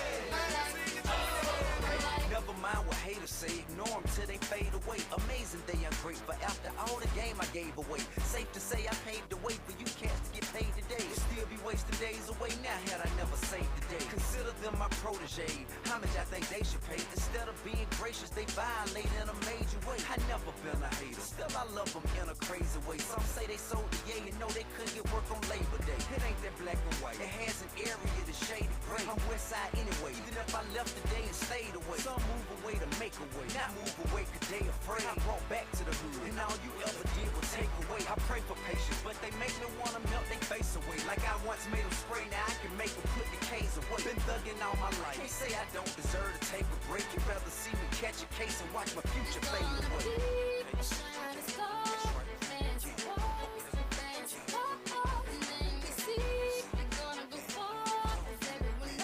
Very hard.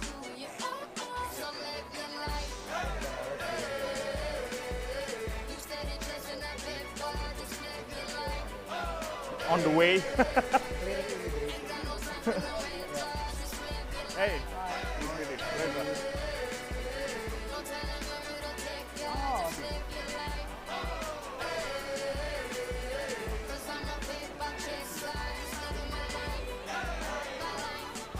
Oh.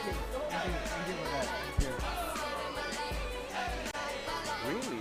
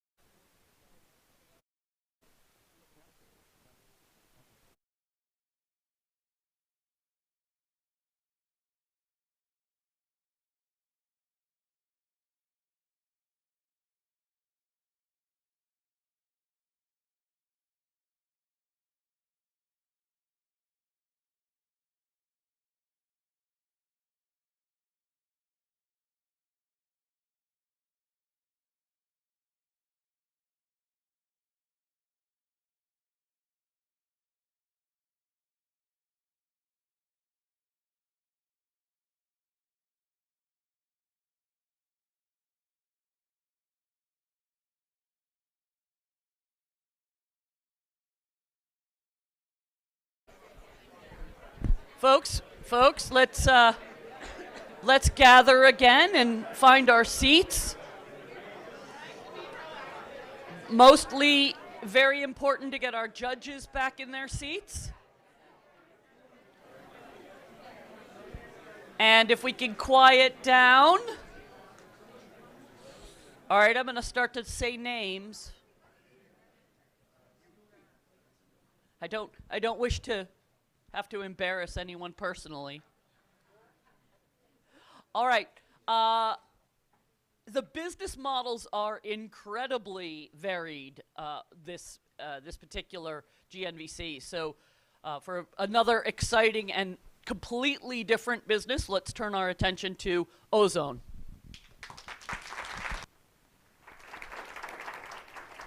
Thank you. Good morning, everyone. This is Vinod from the founding team of Ozone, and we are really excited to share our story of Ozone. As we speak, the climate clock is ticking to limit the temperature increase within 1.5 degrees Celsius. It's a now or a never situation.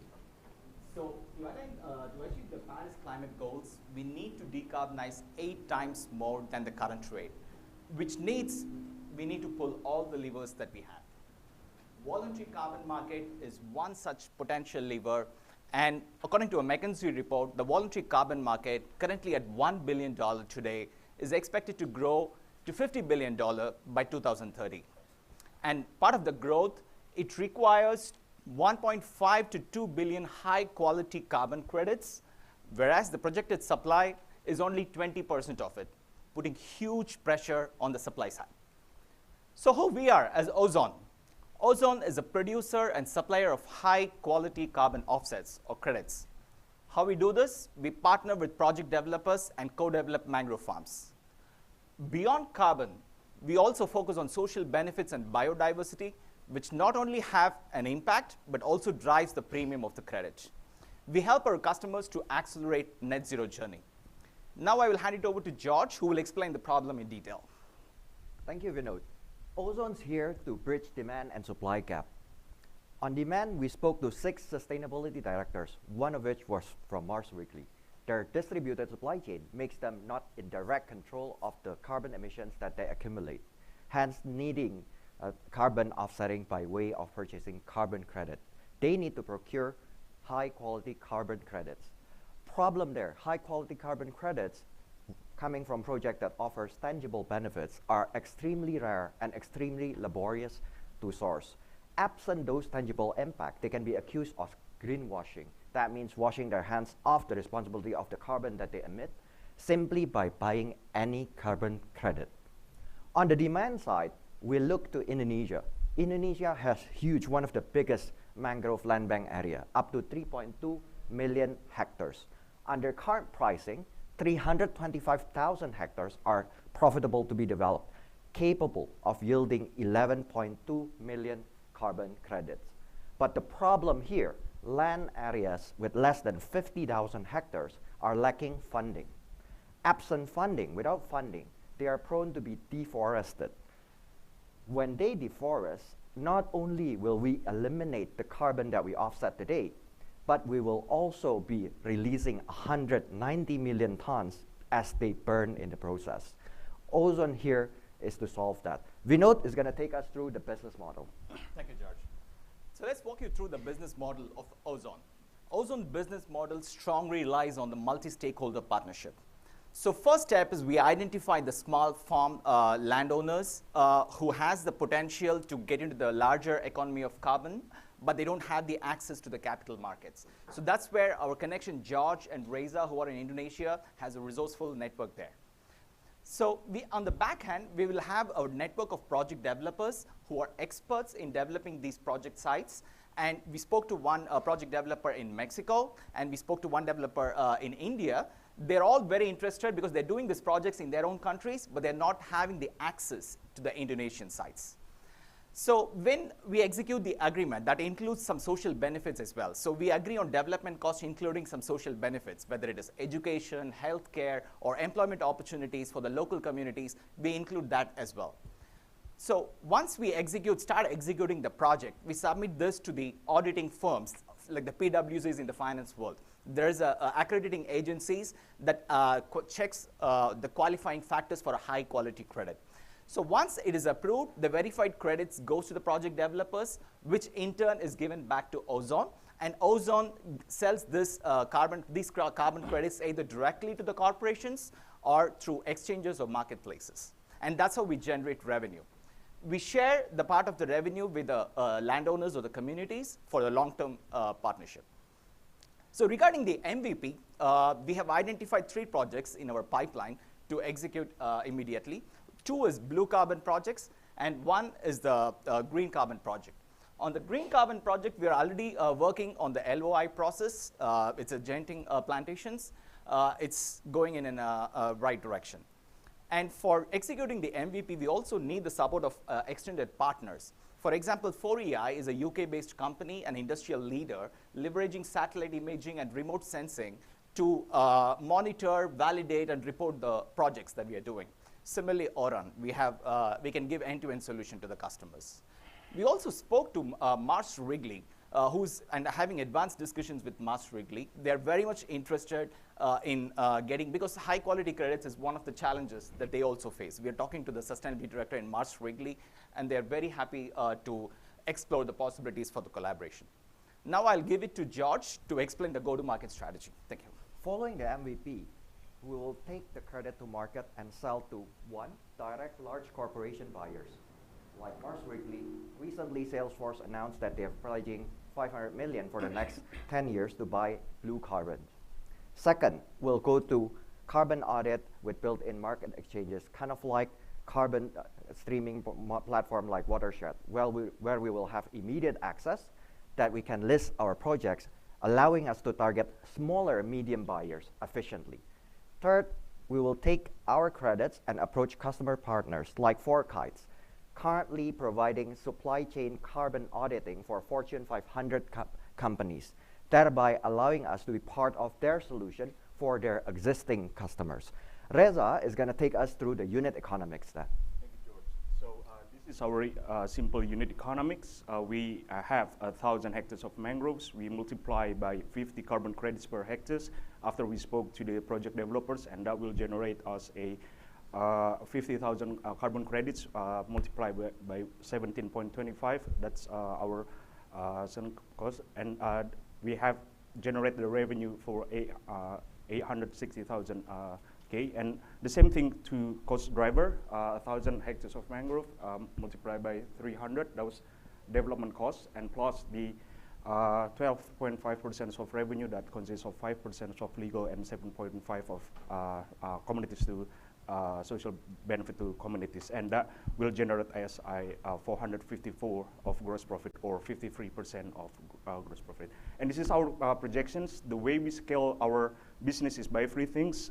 First is the total carbon credits, and the second is total hectares, and third is the total projects. So far we have 2 mangrove projects across Indonesia, that is in Papua and Sumatra, and we have one green carbon project in Kalimantan. Next, please. And back to you, Vinod. Yeah, thank you. This is the passionate team that is bound to make it happen. I'm Vinod. I'm based in Singapore. I've been built businesses from ground up in Asia. Reza and George are based in Indonesia. Reza is coming from investment banking experience. He has worked in commercial infrastructure projects dealing with governments, and he has that networks.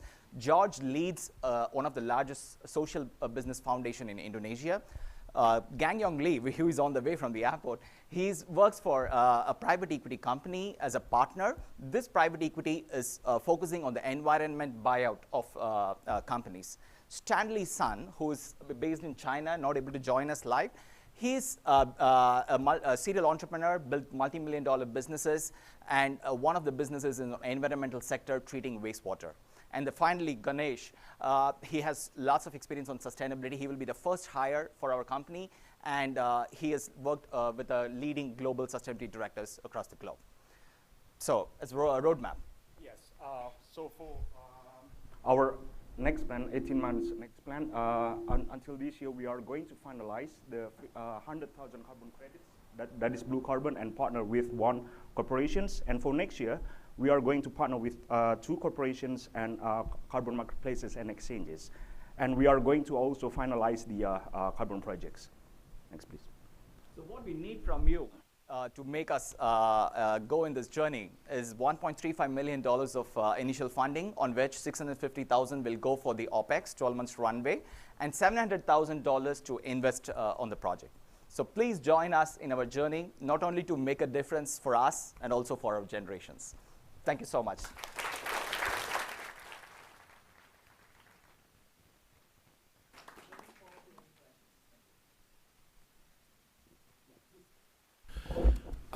Great presentation, thank you very much. And I have a question related to how to measure the actual carbon credit impact before the improvements and after the improvements.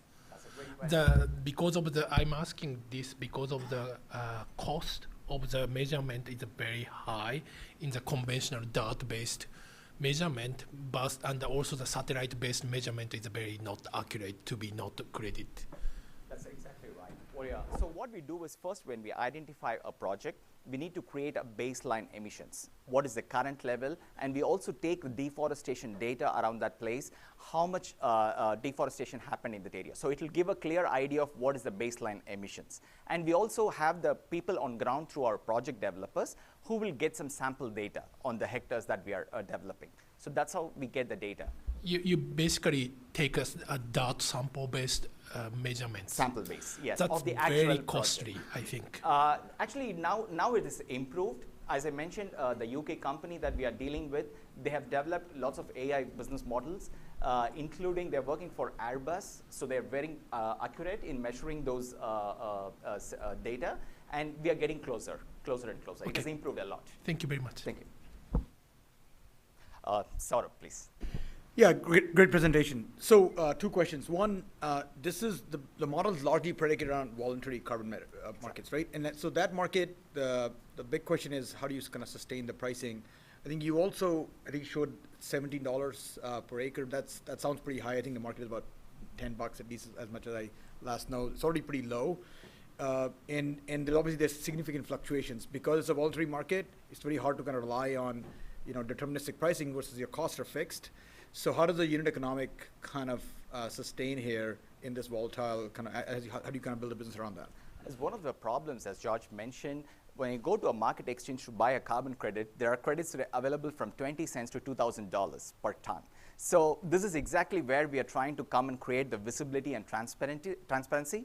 And once as we mentioned, the verified carbon credits through the accrediting agencies, once we go through that channel, our price definitely is much, much better than the market rates. I mean, the market rates is definitely around $10, $12 for nature-based solutions now, but for the blue carbon that we are talking about, it has a premium, the mangrove-based carbon credits. So that's how we get the price. It's a typical market rate that we are actually having it in the market.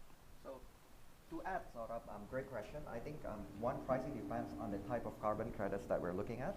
One, as Vinod mentioned, blue carbon belongs to the ones generated from coastal areas. Second, I think it also depends on the increasing pressure. It's an early market that we're targeting. It's an appreciating asset.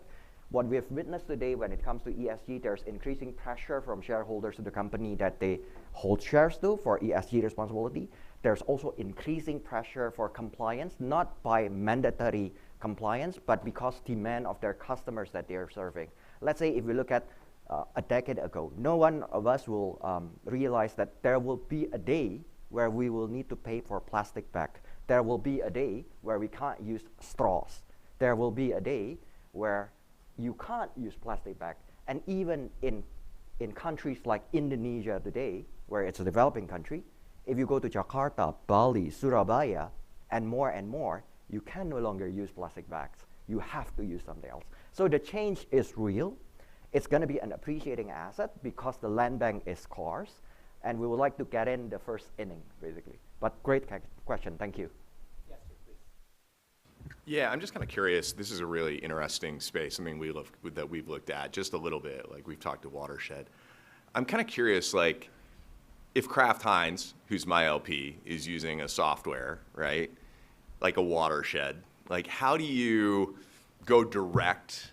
What I'm trying to get my brain around, and I'm very at the early stages of thinking about this, do you get disintermediated because all my data as Kraft Heinz is in my software tool that I'm using to manage my supply chains, to understand my carbon footprint?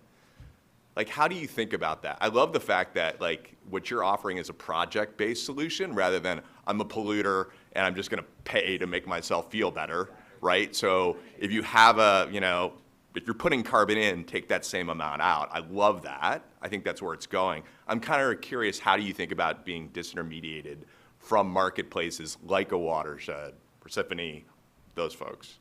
The market is growing, as I mentioned, it's exploding in the last 2-3 years. Yeah. And there is a space for everyone, for the marketplaces and for direct clients. For example, there is a company called Carbon Streaming in Canada. they sell a huge lot of carbon credits directly to Delta Airlines. So there is a lot of space where we can actually sell to the big companies directly, and we can also sell through the marketplaces like the Watershed, the Persephone. We can do that through them as well. So to answer your question shortly, we can have direct clients, few direct clients, where we can sell in a lot, and then we can sell it through marketplaces to keep our cost of sales and administration lower. Great, thanks. Thank you. Please, Melissa. I have to go back and do the basics here because I do work in this sector and it's so hard for me to understand. Okay, so let's say I'm Kraft Heinz or whatever. What kind of project is going, and how are you going to find out about it? Like, walk me through an individual project from start to finish and explain to me how that business model works, because I could not understand that slide. Okay, sure. Sorry for... Yeah. Okay. Okay, So what we do is, first, we identify the land bank, the small, which is less than 50,000 hectares. The landowners, they don't have the access to get into the capital market, how to leverage that for carbon economy. Wait, but why would a landowner and a small whatever want to be in the, I mean, you got to take me back even further. Why on the earth would they if without this carbon financing, what happens to these typical small lands is they gets deforested for aquaculture, the shrimp farming, and crude palm oil. So the nature actually gets deforested because of this, and the opportunity cost is huge for them. And that is why we are trying to go and intervene through the carbon financing, so that they doesn't get lost because of the palm oil or the aquaculture. We keep the nature intact and also generate a revenue for them. So if I'm the landowner and we're talking about a palm oil plantation, right? He's not going to turn, Yes. For example, there is a huge project of 70,000 or 75,000 hectares in Indonesia. It's called the Rimba Raya project, which was supposed to be converted completely into a palm oil factory. Okay. But they went and intervened. The carbon streaming company I mentioned, they just stopped it and they said, let's not do this. We will handle this for next 30 years, and we will actually get the revenue of the same kind what the opportunity cost is. For the landowner? Yes. Okay. Yeah. So they're basically stopping an industrial project right there. Absolutely. Because the climate problem is even more bigger than the opportunity cost. And your role in that is nothing. You don't get involved in that stage, or you do? We actually identified those kind of projects in Indonesia because these guys are from Indonesia. They have the network, and if that is goes, because they don't have the access to the capital markets. That's where we are trying to bridge the gap. Okay. Melissa, great question.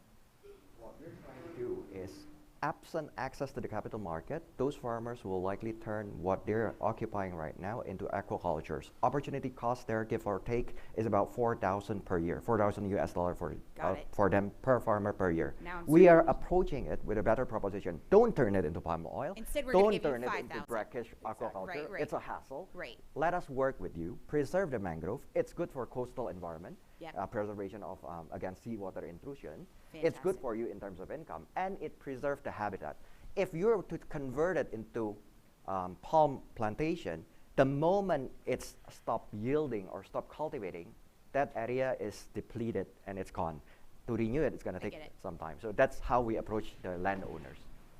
And final question, how hard is it going to be for you to intervene successfully in these kind of situations? I can't imagine that is easy. That is where the local knowledge comes to play. I think being Indonesian, me having worked in multiple locations, leading a social business foundation, I think we have that edge as a competitive advantage. At the same time, it also offers us a defensibility mechanism, because it's not so easy for people to take that away from us, because we've developed that with farmers and we've built the relationship. Okay, great. Thank you. Yeah, if you, I don't know if one of the motivation is to also help the local farmers as a principle, but if you kind of keep that maybe aside from why is this model somewhat better than being a vertically aggregating the land yourself? Because if carbon is an appreciating asset, land is an appreciating asset, you kind of captively take that and own that, and then as a pure business, that has significantly more appreciating value, because right now you're just playing a marketplace game, which is obviously a temporal opportunity, versus being a vertical stack, it's an appreciating opportunity. Exactly. I'll make a quick point. By aggregating all this, we are not helping really the supply side issue. we are talking about the supply side, there is a 20% available for the 2 billion tons of credits that we need. But here we are really increasing the supply, because just by aggregating, it's not, we are actually coming up with easing the access to the customers, but we are not solving the real supply issue. And that's what we are trying to focus on. Go ahead, Judge. Yeah. Thanks. Go ahead, Ken. Did you actually talk to Four Kites?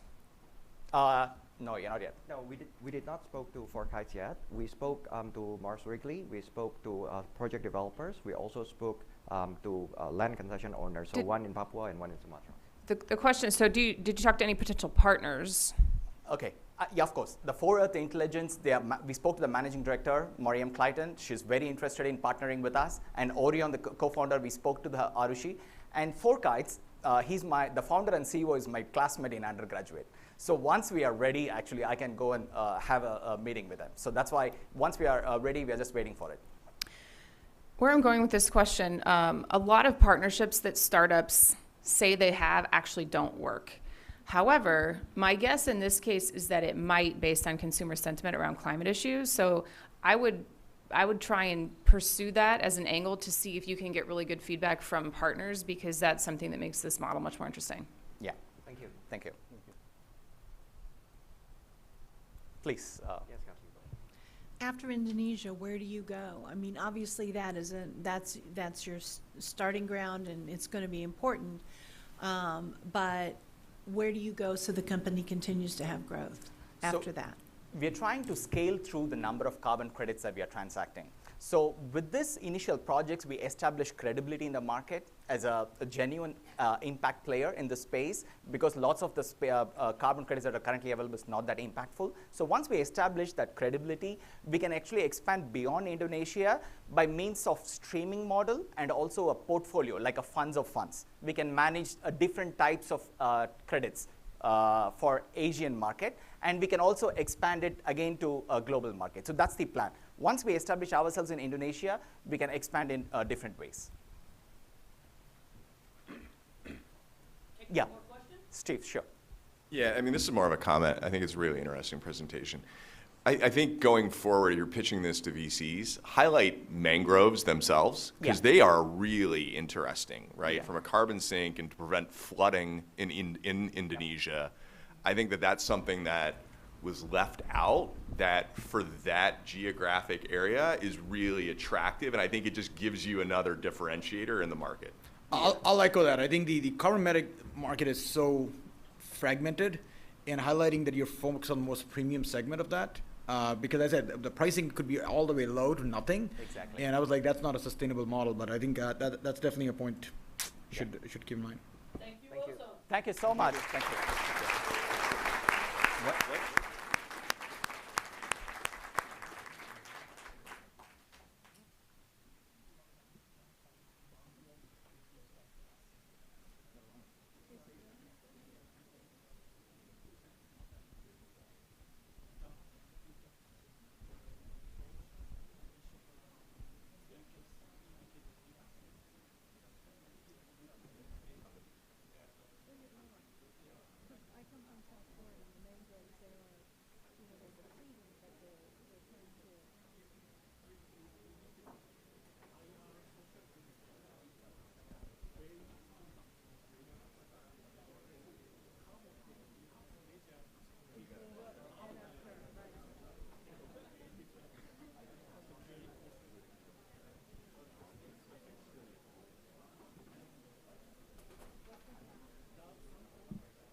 I did work with Climate Vault. I helped name and message Climate Vault, and I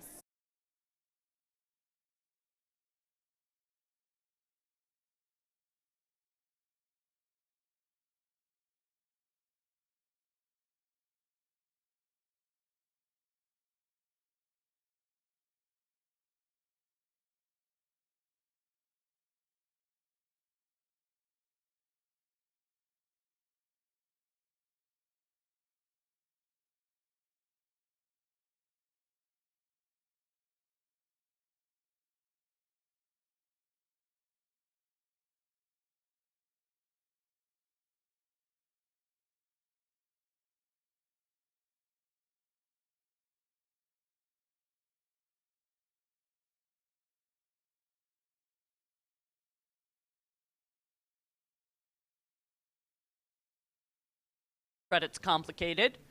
We're going to simplify things by going on to AI and regulation. See through AI. We're good to go? You are good to go. Well, good morning and welcome back to the University of Chicago, where we turn solving complex and important problems into great business opportunities. See through AI. We make AI compliance easy. Clicker? Thank you, see? Why are we talking about AI compliance today? We're talking about AI compliance because sometimes computers get it wrong. When computers get it wrong, lives are impacted. Today, AI is ubiquitous. All of us have probably interacted with a machine learning model when we went to apply for a credit card, a student loan, or a mortgage. When the decision is made to extend credit to us or not, and by how much, a machine learning model is making that decision. When the decision is wrong, people may be denied a student loan, a house, a car to go to work. Regulators have taken notice, and in jurisdictions like the European Union, regulators are crafting specific, very strict regulation for AI compliance. That regulation will be more impactful than GDPR. We already know that in 2021 alone, GDPR fines have amounted to more than $1 billion. Here in the US, regulators are using existing regulation to enforce AI fairness. See-through AI takes thousands and thousands of pages of regulatory requirement, and because we are regulation experts, we build a B2B data scientist-centric solution that decipher that complex regulation into simple instructions that can be made available to the data scientist. Because we are also machine learning and AI experts, we took these instructions, simple instructions, and mapped them to all the steps that are required to develop a machine learning models. There are many steps, about 33 of them, that are generally used to develop an AI engine. And every single one of those steps has at least one or many regulatory requirement that applies to them. We map that complex regulation, simplify to every single one of those steps. If we take a simple example of data scientists within a company developing their machine learning model using, let's say, Jupyter Notebook, as they are developing the AI engine, see-through AI, alongside with the data scientists, tells them not only what to do to comply with the regulatory requirement, i.e. removing sex, color, race feature, but also how to document what they did in order to have all that documentation compiled into a report that is available for the regulator. This is huge for the company because it does three things. One, data scientists don't have to spend hours and hours trying to decipher complex regulation. that is speed to market. Companies can avoid fine by having compliant systems. And more importantly, regulators have the power to pull a product from market if the AI engine is not compliant, or if they think that it has not been properly, the compliance has not been properly documented. That is a reduction of business disruption. We assemble the best minds in the field to solve this complex problem and take it to market. Myself, I am an AI and machine learning expert, and I have 10 years of experience as a US regulator in the banking and financial services market. I have AI training from MIT, from Columbia Engineering, and from the University of Chicago. Dinesh has built the very popular scalable platform at Zillow that many of us use as a platform engineer. Jonathan has years of experience at Google monetizing digital platforms. And Joaquin Rodriguez is a compliance regulator consultant at Protiviti. We're supported by a strong team of advisors. Arnab Bose is a clinical professor of AI and machine learning at the University of Chicago. Michelle Lee is a leading AI ethics expert at University of Cambridge in the UK. And Anna Ross is a digital marketing expert at Amazon. Jonathan has been critical in using his Google experience to craft our go-to-market strategy. Is now going to explain how we turn solving this complex problem into a great business opportunity. Jonathan? Thank you, Michael. Hi, everyone.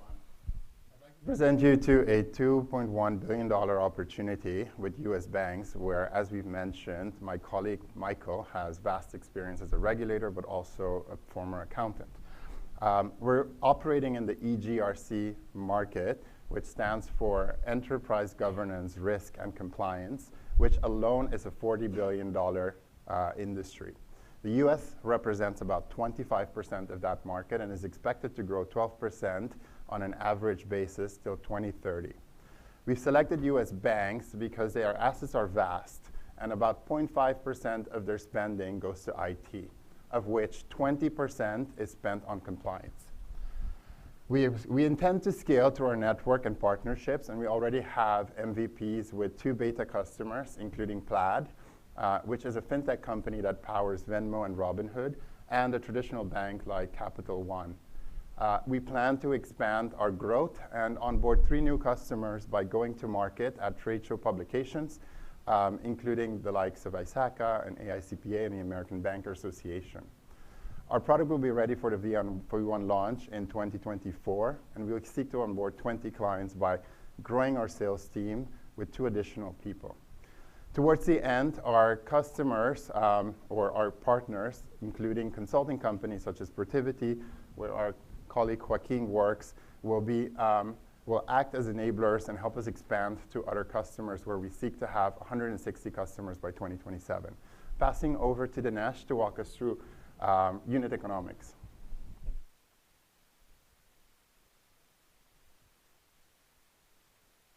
About our product, and Phil Leslie, one of our customers, mentioned this. When GDPR became effective, I remember I was ready to pay anything to stay compliant. And you guys have a premium product, and our pricing reflects that. Our pricing has 2 components: a recurring license fee that's based on the size of the company, and a one-time onboarding fee that we are planning to waive for our early adopters. We see our product being an integral part of the software development lifecycle for developers, and our pricing is comparable with other tools in the developer suite. Developers are expensive, and building compliant machine learning models takes a lot of time and money. C3 AI can really help reduce the cycle time by 1/3, and just the productivity savings alone would help pay for the product.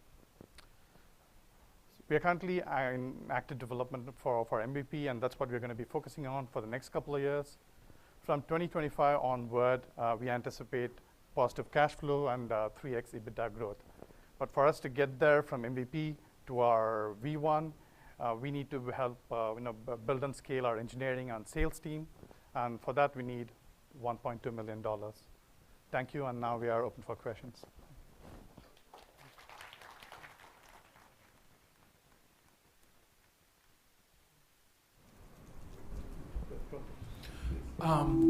This is a huge problem and a huge business opportunity.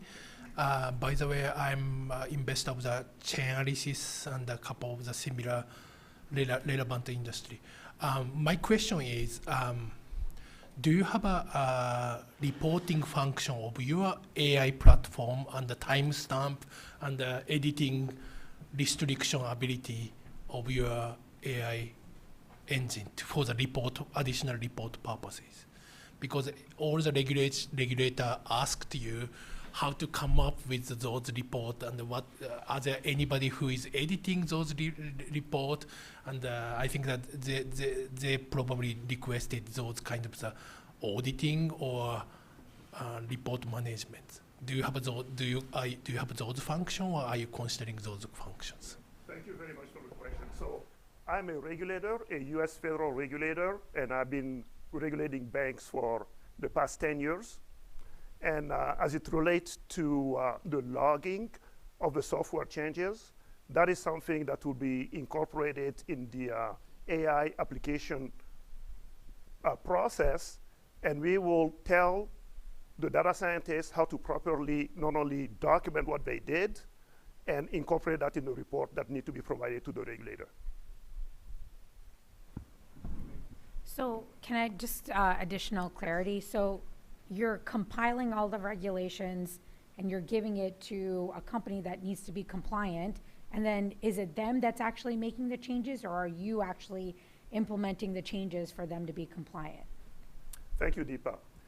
We are not dumping a bunch of regulation on a company and tell them to be compliant.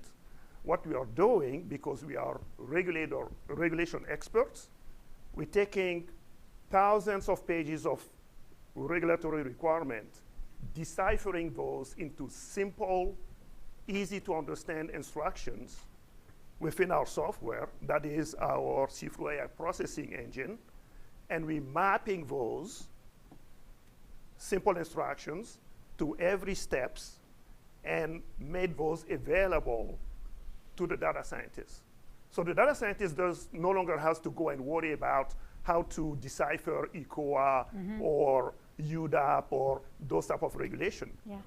As easy the data scientist, he or she is developing, our software is writing alongside and telling them when and what to do from a regulatory compliance and how to document that so that that information is aggregated into a report that is made available to the regulator. Okay. And then I just had a second question. Yes. When you think about the applications for this for healthcare, you know, there's obviously a ton of, you know, algorithms around patients and, you know, all that sort of stuff. Are you also building into, you know, your 1.2 million, the idea of being HIPAA compliant or high trust certified to be able to sit alongside, you know, a data scientist that's working with, you know, patient data? That is an excellent question. So our beachhead market is financial services, because I spent years in financial services. We have a vast network in financial services.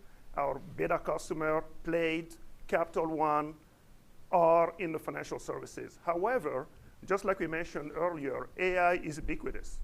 And the scaling and deploying that solution in many industries is the ultimate target.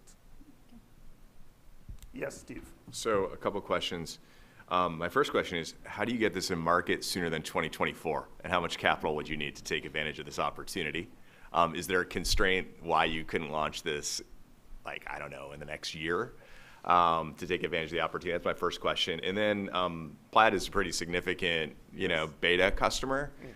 I don't need to know details. I'm kind of curious how you see that how do you see that relationship evolving? Like, is there the pilot? Like, what's at the end of that pilot? Because that would be really attractive to potential investors to know what's on the other side of that. Thank you very much, Steve. Two questions in there. First is how do we get to market faster? Is capital. So if we get more capital, we hire more developers, we hire more customer success people, and we get to market faster. As it relates to Plaid, we had a huge interest at Plaid, not only from the legal team, but also for the investment arm of Plaid. And currently, we are in discussion as to what will be the nature of that partnership, whether or not they want to do a direct investment with a potential exit later, or if we will be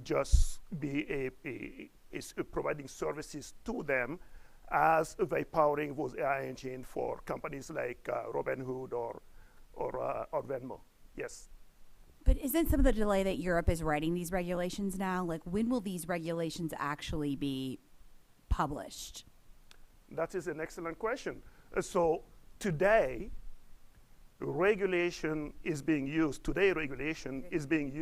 enforce AI fairness. So we have regulation on the book like the Equal Credit Opportunity Act here in the US that is being enforced by not only the Federal Reserve or the Consumer Financial Protection Bureau, just like you can see on the screen here. And you have UDAP, you have the Federal Reserve model, how do you call this? Yeah, model management regulations that is also being enforced today in the US. So there are existing law. What the regulators are doing is refining that and making it more specific to AI. And so it's only going to get tougher. It's only going to get more complex, and that is the opportunity. So and just to add on to Michael's comments to Steve's questions, I mean, it's really a matter of capital. We are under active development. We are right now focusing on the user experience. As soon as we get the capital, we're looking to really scale our engineering team to build out the product and get it to market fast. Yes, Deepa. Do you have to go to any of the regulators to show them the kind of product that you're creating? And could you become kind of, if you're one of the first to market, could you become kind of the one that they endorse to be able to say, if you want to be in compliance, you have to use this tool in order to go out and do that? Have any of those conversations happened or plan to happen? That is an excellent question. So because I am a regulator and I know what the regulator needs, so I'm almost having those conversations with myself, because I know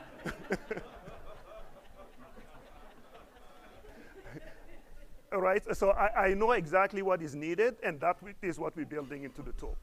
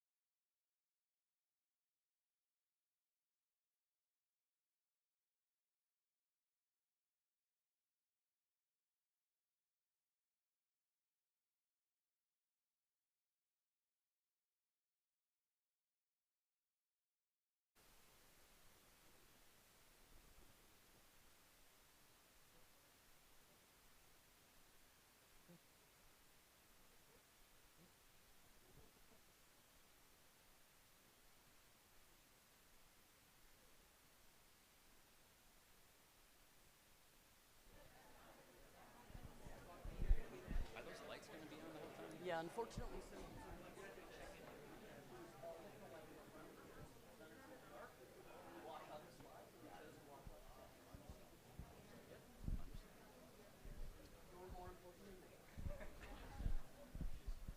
All right, folks, and last but not least, our final presentation of the morning, Tobly.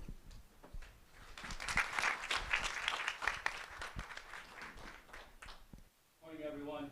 I'm Jay Roberts, CEO of Tobly, where we're transporting veterans or service members and their vehicles home safely so they can report to duty the next day.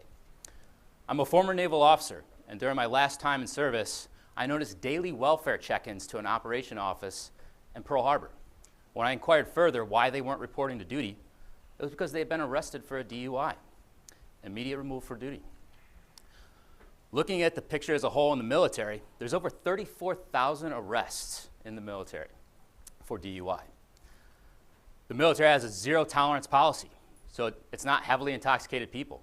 It's service members who took their spouse out, had a glass of wine, and went through a checkpoint. Zero tolerance means immediate removal from duty if you have any blood in your, or any alcohol in your blood. To train, replace, or to recruit, train, and replace those service members removed from duty costs $1 million. That comes over $30 billion a year spent replacing service members who have been removed from duty. Why is this? Military bases are highly secured facilities. Not everyone has access to it. Occasionally there's taxi companies who have agreements to transport and go beyond the gate, but that doesn't always happen.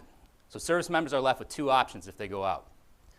They can drive home, or they can call a transportation service, get to the gate, and walk a mile or however long past that, and repeat that process the next day to pick up their car and report for duty. Neither are good options. Tobly is the best option. Tobly has two drivers who are active duty service members, which means they have base access. They're a wingman and a pilot. A pilot will be driving the user's vehicle back to base. The wingman will be following to ensure safety, ensure delivery of the vehicle and the service member so they can report to duty the next day. Now, I have 15 years in government service. After the Navy, I served in the government in a consulting capacity. I've represented the United States in the national and international level. I'm the current chief of staff at an AI startup with the DoD as our prime customer. Our COO, Hana So, has 15 years in the public health sector. She's a VP of operations at the American Medical Association, where she's led nationwide initiatives. Our CFO, Toru Tokiota, has raised a $1 billion hedge fund where he's interacted with all sorts of investors, family offices, venture capitalists, private equity.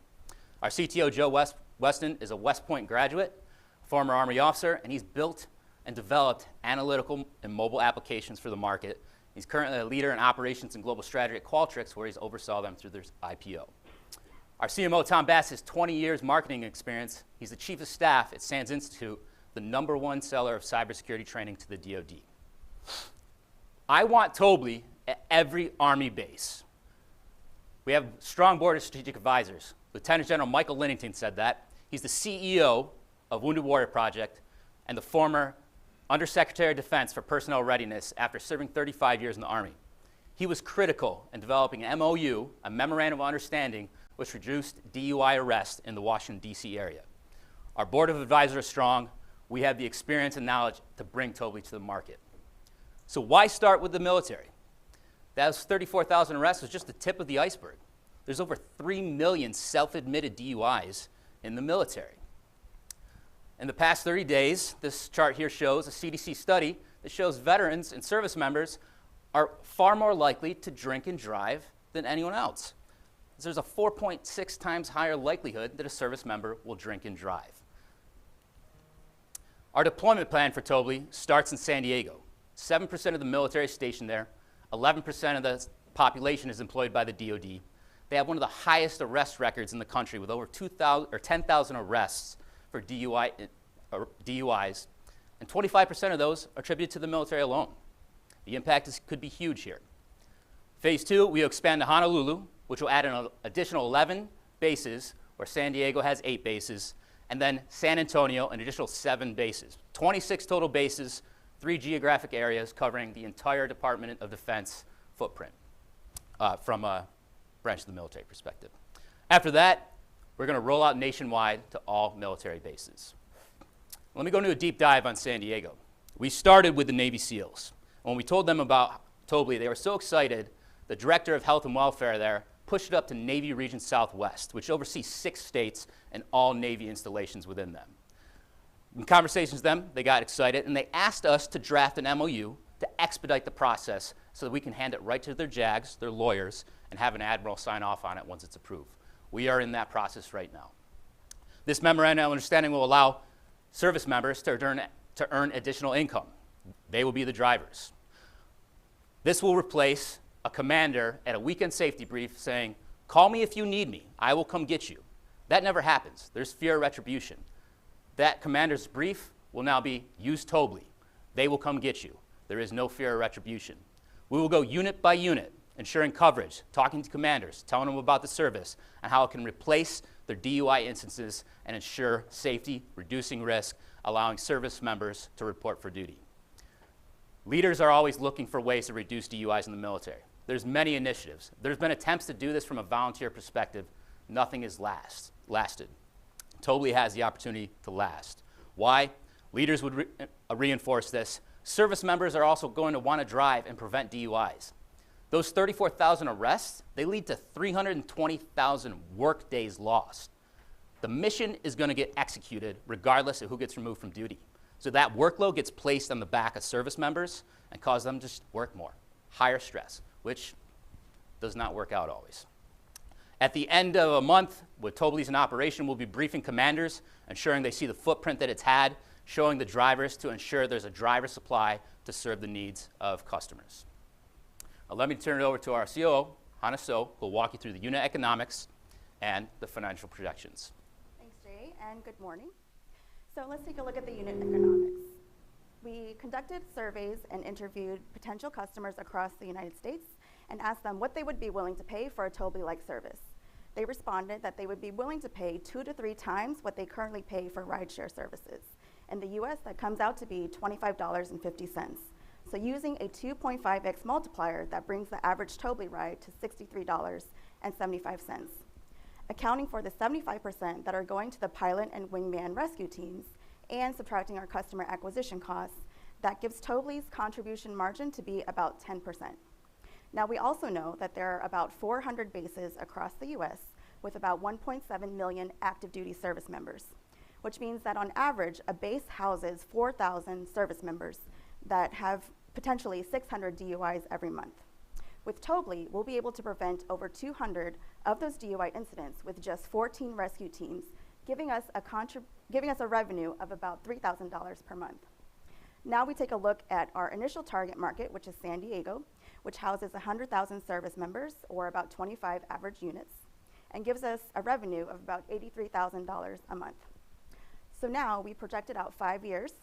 Once we establish ourselves in San Diego, San Antonio, and Honolulu, our plan is to expand to all bases. Once we do that, you'll see our first year of positive net income in 2025. And if you think this looks promising, just wait, there's more. The civilian market is actually 40 times that of the military.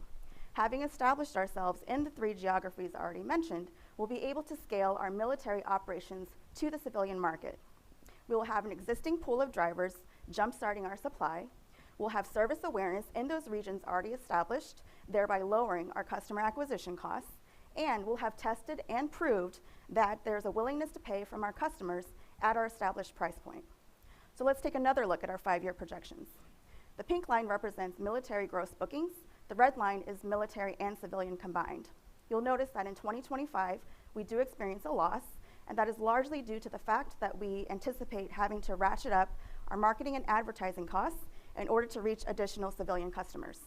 However, 1 year later, we recoup those losses and set up staffing in all 3 geographic regions. With this, within 2 years, after being established in 3 cities, we'll have prevented 250,000 DUI instances and saved the DoD over $3 billion. Thank you.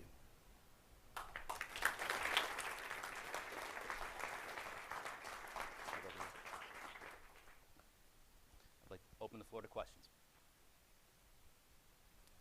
Deepa? Can you go into a little bit more detail around the study that you did around kind of what the willingness to pay looks like? The 2 to 3 times, what you'd be paying from a rideshare perspective feels really high. And so just trying to understand what that looked like. And then the second question that I had was just around the insurance costs. So when you look at insurance costs for any of the rideshare companies, the biggest claimants are very much going to be the DUI ones. And so did you already price out insurance costs and see what that looked like, given the type of rides that you'd be giving as well? Absolutely. I'll start. So we interviewed potential users in the military, civilians as well, and we asked them what they pay or what it costs for a rideshare, and then we looked at nationwide averages. In the military in particular, in San Diego, there's one taxi company, just one that has base access to Naval Base Coronado. It's $50 to go from the gate 200 feet beyond it, a mile, anywhere. And then it's an average of about $15 to get downtown from there. So a one-way trip in San Diego in particular costs about what Tobly does. Having to do that both ways is far more expensive than just using Tobly once. And not everywhere has taxis that have access to base. So you'd have to walk a mile, 2 miles back to the barracks, back to your housing. Pearl Harbor is one instance. You have housing all over the place, and not everyone has base access. There's no taxi company that has access there right now. So there's a much higher cost for service members to use rideshare and taxis than potentially using a Tobly service. And when we interviewed them, their willingness to pay was usually more than 3x. Sometimes it was twice the cost of a rideshare and the value of my time from having to pick up my vehicle the next day. As far as insurance goes, we modeled used Uber as an analog with estimating 30% of their cost, but I'll turn it over to Toro to answer that further. Yeah, so aside from the rides and RCOT, insurance cost is the biggest cost component of the service. 30% is what the industry is charging for rideshare or car share services. But what's fundamentally different about this model is that we're actually taking the drunken person off the road. So on net aggregate, it's net reduction for insurance communities, right? So we're currently in discussions with forming a strategic alliance with insurance companies to promote this service to reduce cost for the service provider as well as the user, because they should be the beneficiary of the reduction of aggregate risk. Yeah, I think the question around the insurance costs is also around kind of the type of incidents that end up happening when you have, you know, drunken, you know, riders in the back. And so that's where the insurance cost goes up when you see a higher prevalence of that, obviously. Yes, so I think that's a perfect way to show us a Japan analog. So this is a analog of Japan since 2000. And you see that there's a massive drop in death counts as well as accident numbers. And this is not, these are actual numbers. So in the past 10 years, Japan's only experienced 200 accidental death as a result of drinking and driving. So this is an analog that speaks very powerfully to your point. And over time, this is where we look to bring to the US. The biggest difference here is Japan does not allow for ride shares. They rely on commercialized taxis. But the reason why we see a big drop from 2000 to now is there's better ways to connect the drivers and the users through digital reform and aggregation. Kathleen?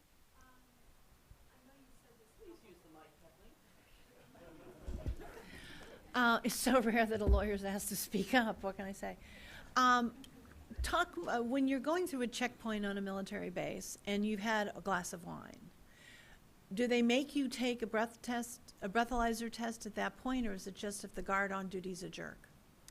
It's never a guard on duty being a jerk. It's mandatory. It's law. They have to, and it could be a police checkpoint or a military base. So it happens. All right, and a question about cultural adaptation. You live in the military, you live in a command structure. Yes. The servicemen are, obviously, they don't want them, they want the SEALs ready to deploy on a couple hours notice. They don't want them out getting particularly drunk. Yeah.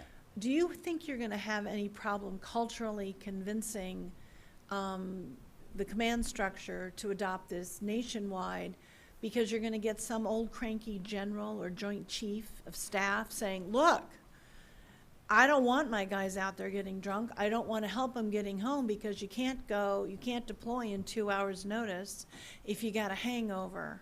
Okay. So therefore, this is enabling behavior, and that's not something that that is consistent with the military code of honor, which says ready at all times to be deployed. It's an excellent question, and the reality is, even with that instruction, service members are going to go out and drink. It happens. However, in command structure, certain individuals are put on standby for duty drivers to go pick up individuals or ready to replace someone who gets sick. If I'm on staff standing command of a ship and I get hurt, someone's got to be ready to replace me. So there is that component where people are put on reserve, even active duty, like you could have to show up. You got to be ready to show up. That happens, but there's always service members who are, you have the weekend off. So you have at least one day off on a weekend when you're shoreside in the Navy, and each department has a different stance on that.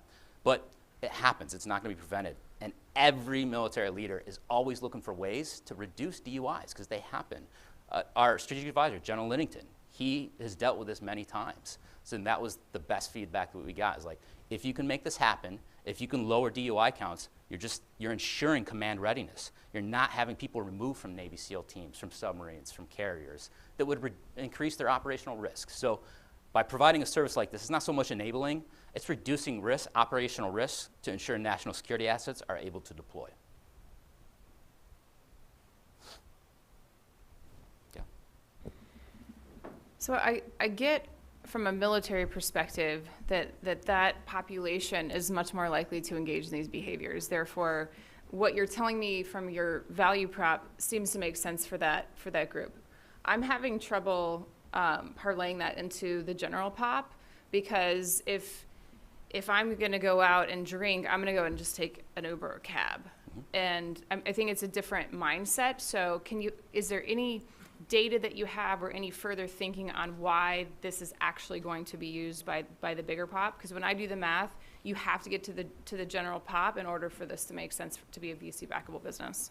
That's true. And the big picture is it's 40 times the market size. There's 125 million DUI incidents around the nation. So what's the likelihood to use that? Well, we anticipate it to be a lower market capture, but this has been proven time and again throughout the world. Almost every modern nation has a service like this. The United States does not. And Japan is a prime example, reducing by 80%. But there is a much different marketing initiative, and we anticipate that being a much higher cost. That's why we would go negative for the marketing and rolling out to that. But there's also the concept of military approved.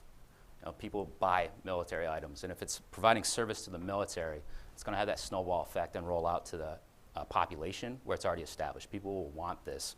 We've talked to the civilians in San Diego, especially DoD employed. Hannah? I think also in this B2B2C model, there's also other applications in the civilian market. For example, healthcare workers that may be tired, working long shifts, they could use Tobly. It's not just for drinking or people who are excessively drinking.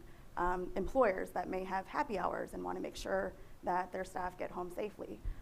So it's not just, in your example, yes, that is what most people would do is just call an Uber there and back, but there are other applications that we're thinking of. I think Japanese analog is not appropriate for the comparison because Japanese analog is a restriction of the restaurant to serve the alcohol after the severe accident reports on the media. That's not because the service implementation. For most countries, the deterrence for drinking and driving is education and penalties. We've done that in the US for the past 4 decades. DUI counts are not reducing, it's not working. We know it doesn't work. In Japan's specific case, it's also got to do with education and penalties, but furthermore, there is this optionality of choosing to be driven home in your own vehicle as to avoid that from impacting your life tomorrow. And that's been a big game changer for us. Germany, Netherlands, France, it's established in modern markets. Anything else for the Tobly team? Who's going to work on this full time?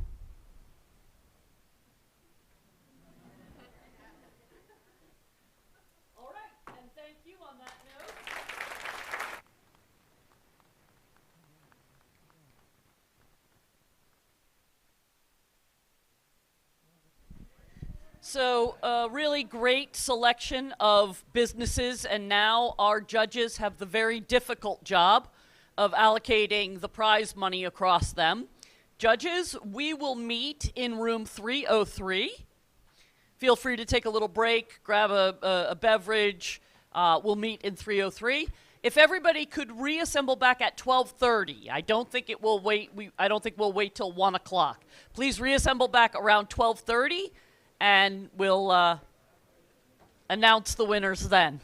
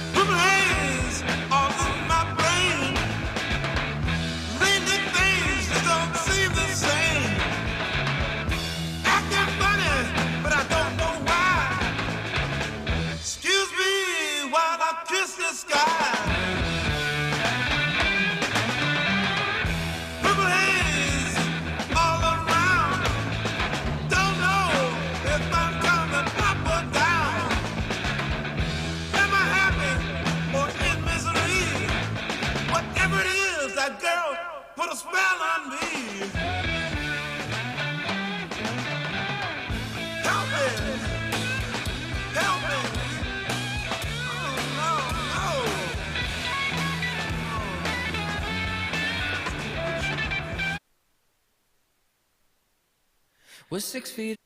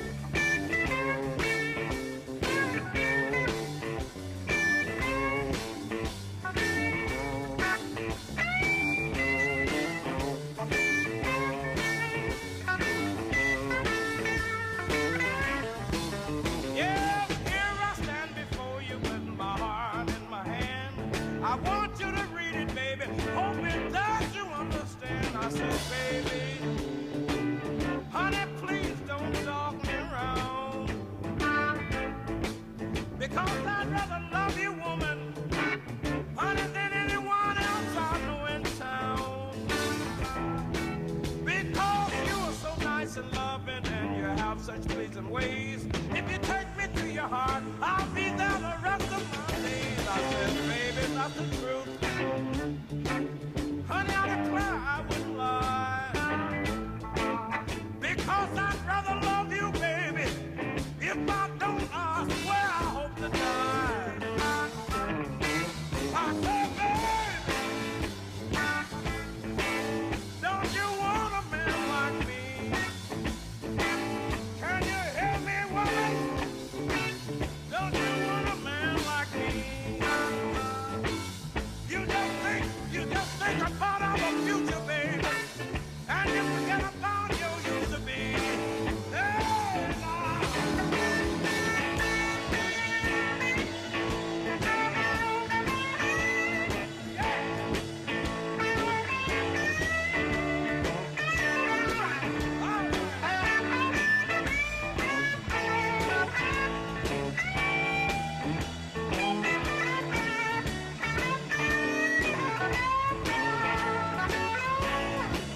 When my days upon the prairie and the sun refused to shine, I would never be blue and lonely, woman, if I knew that you were mine.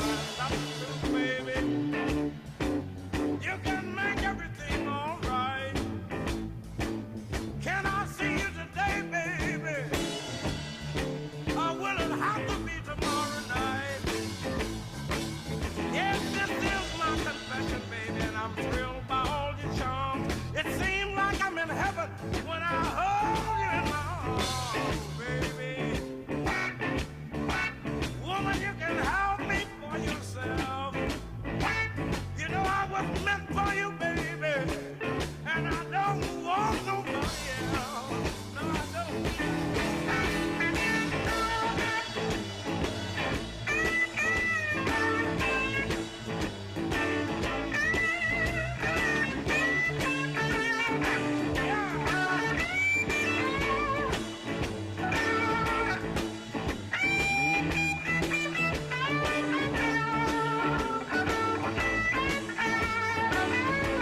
Hey, you told me that you loved me, woman. You meant it from the start. You said that we would be together until death do us apart, but you lied to me, baby. Yes, and you called it all in fun. Now how can I be happy, woman, with all the wrong you've done? Now must I keep confessing, baby, when you know just where I stand? I don't want to lose you, woman, want to keep you if I can. But baby, you know I've never had a friend. You're my one and only woman. You're all I have at stake. Now listen to me.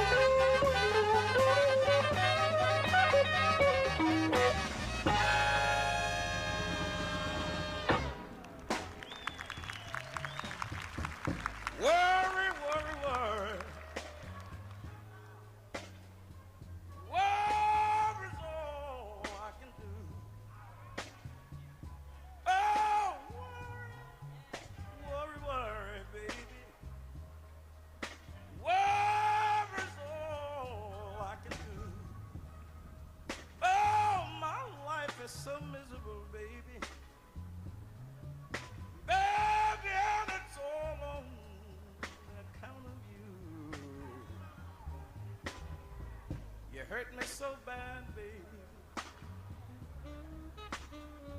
When you said we were through. Oh, you hurt me. You know you hurt me so bad, baby. When you said we were through.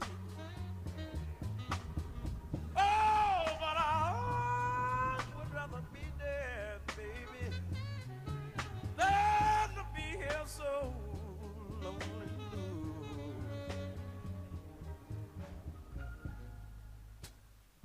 Someday, baby, oh, someday, baby,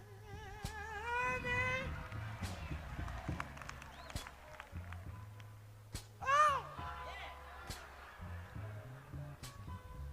someday, baby, oh, oh, yeah. Oh, someday, baby. Ladies. I said ladies.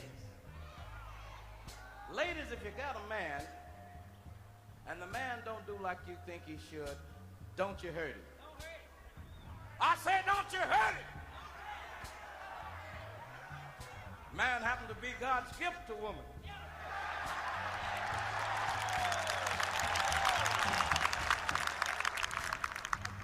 So ladies, you must know that the man is already grown, so you can't raise him over again. So the thing to do is throw your arms around him. Hold him close to you. Look him straight in the eyes. And then you tell him. You tell him, you say, now baby, you've been messing up. Well, I know you're going to do me better. And when he look at you as if he want to know when, then you tell him, someday, baby. And if it seems like he's a little hard of hearing or not paying you much attention or something, do like your ladies normally do. Put your hand on your hip and then you say it again. Oh!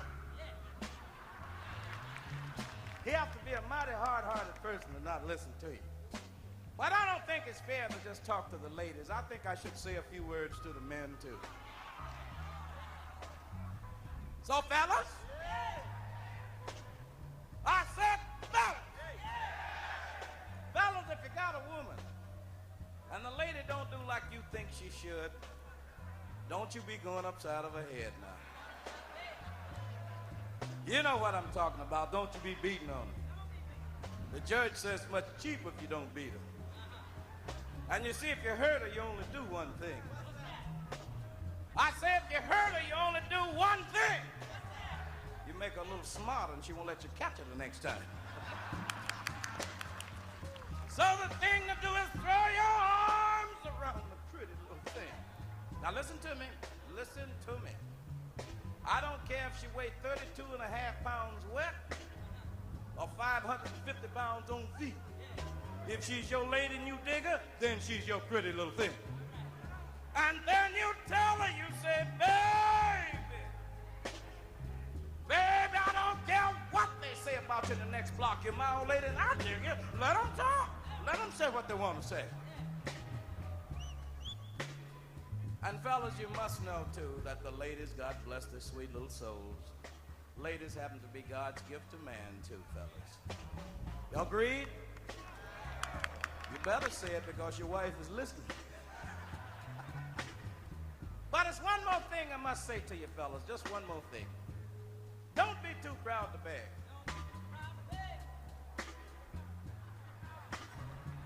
I say don't be too proud to beg. If you have to fall on your knees to let your woman know that you love her, go on now, man. I can see some of you cats got dirty minds in the place this evening. What I'm trying to say, ladies, love to hear the men say, baby, I love you. Don't you, ladies? I say, ladies, love to hear the men say, baby, I love you. Don't you, ladies? So, fellas, tell your lady that you love her. might think you're lying, though. Tell your lady that you love her, even if you are lying. But seriously speaking, when I goof, I usually slide up to my woman, and I look straight at her. I have to get my look first. I usually say I look like a little puppy begging for that last bone you've been holding out on him. And I look straight at her and I say, babe, please forgive me, honey. Then I wait a few minutes and see how she take it. And then I say, babe, please forgive me, honey. And then I stand back far enough so when she swing, I can duck. And then I say, baby, honey, you know, when I goofed last week, I was high. If she let me get away with that, then I look at her real pitiful like, listen, baby, honey, you know, when you're high, it don't count. And then I tell her, I say, if you forgive me, honey, I'm going to do better. And when she look at me as if she want to know when, then I tell her, someday, baby.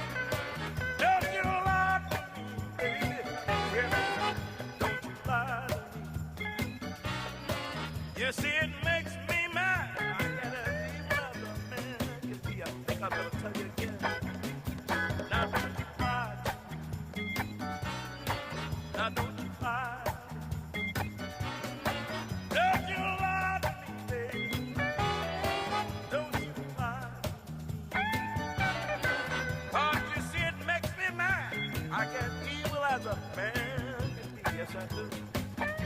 Tell me about it now.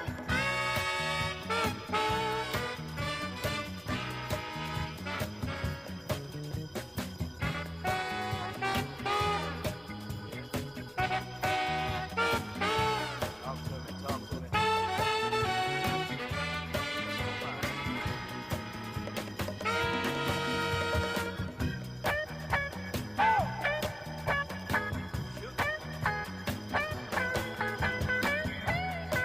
Don't you laugh at me.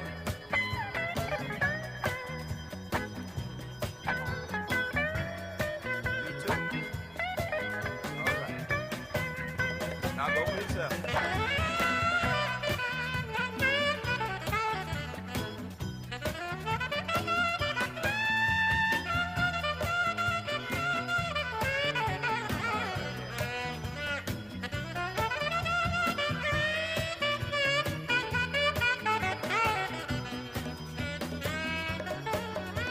Heard about the way you overdo your part, so let's talk it over, baby. Before we start, don't you lie,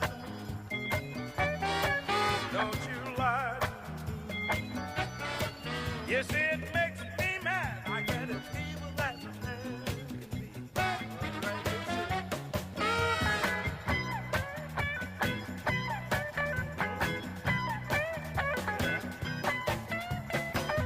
I ain't gonna lie to you. It's all right.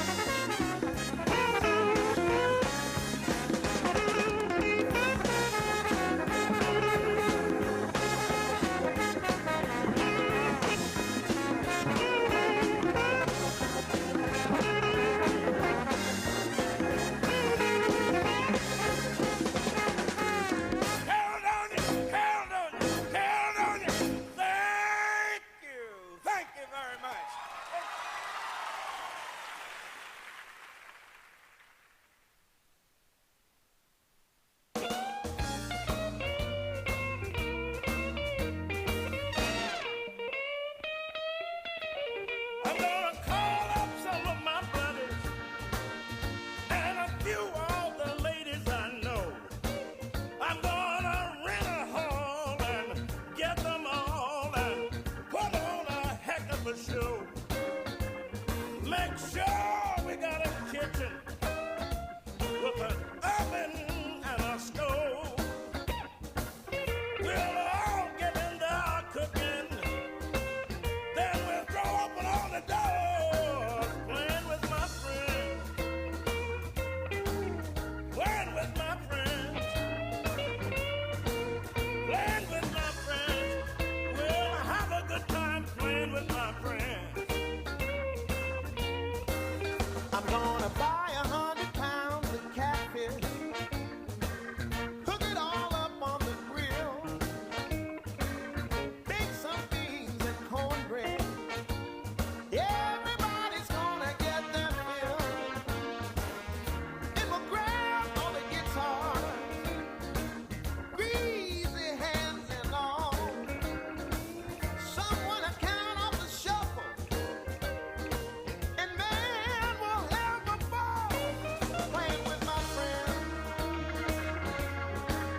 playing with my friends, playing with my friends. We'll have a good time playing with my friends.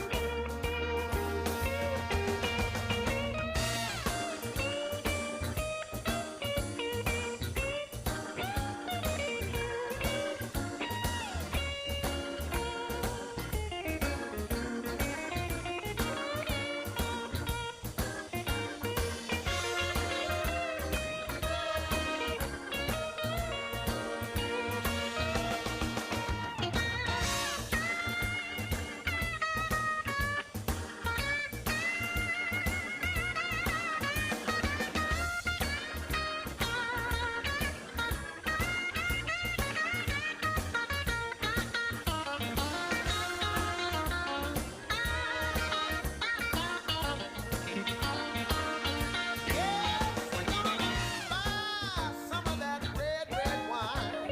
Yeah. The best that money can buy. You gotta drink it all from a paper cup that this here Saturday night is fine.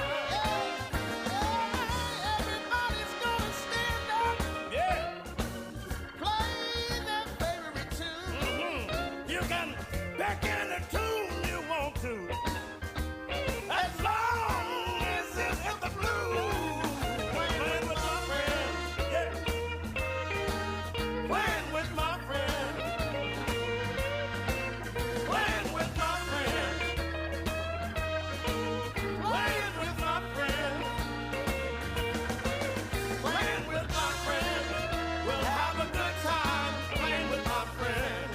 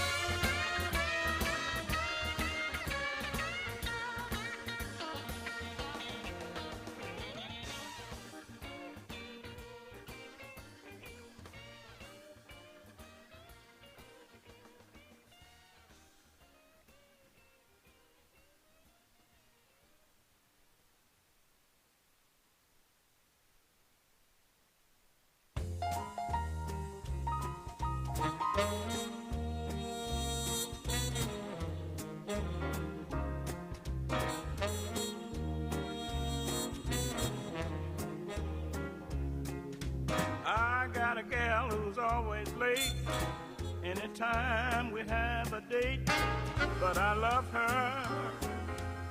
Yes, I love her.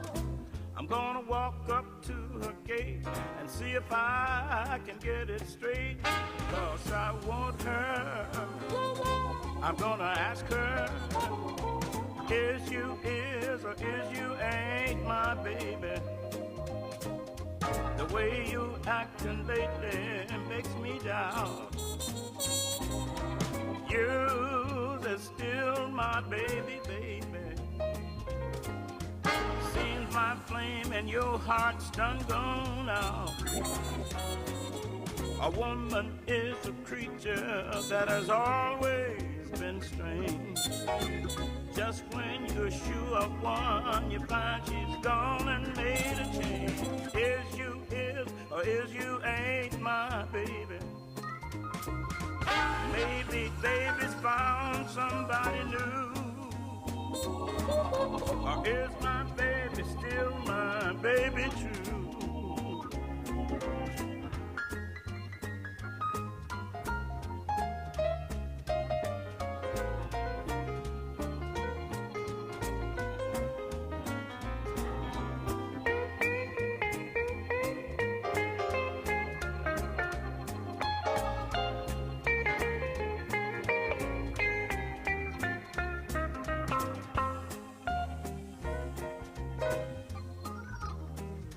BB, you know my child, she's always late. Yeah, she's late. Anytime we have a date. Straight line. I love her. I love her too. Yes, I love her. I'm gonna walk right up to her gate. Yeah. I see you. I'm gonna get it straight. Straighten it out now. 'Cause I want her. I want her. I'm gonna ask her. Ask her. If she is or if she ain't my baby. Yeah. The way she's acting lately make me doubt. I think she's been sneaking out, Doc. 'Cause she is still my baby, my baby. She loves you. That's right, baby. Seem the flame in her heart's done gone out. Yeah. A woman is a creature that's always acting strange. Yeah, I like that, Doc.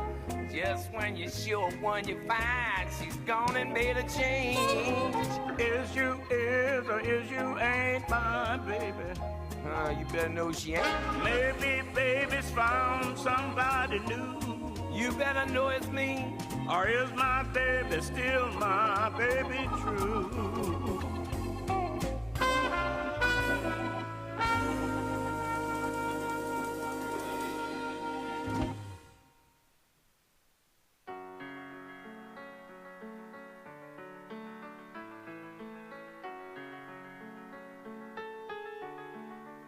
Can we pretend that airplanes in the night sky are like shooting stars? I could really use a wish right now, wish right now, wish right now. Can we pretend that airplanes in the night sky are like shooting stars? I could really use a wish right now, wish right now, wish right now. Yeah, I could use a dream or a genie or a wish to go back to a place much simpler than this. 'Cause after all the partying and smashing and crashing, and all the glitz and the glam and the fashion, and all the pandemonium and all the madness, there comes a time where you fade to the blackness. And when you're staring at that phone in your lap, and you hoping but them people never call you back. But that's just how the story unfolds. You get another hand soon after you fold. And when your plans unravel in the sand, what would you wish for if you had one chance? So we're playing it.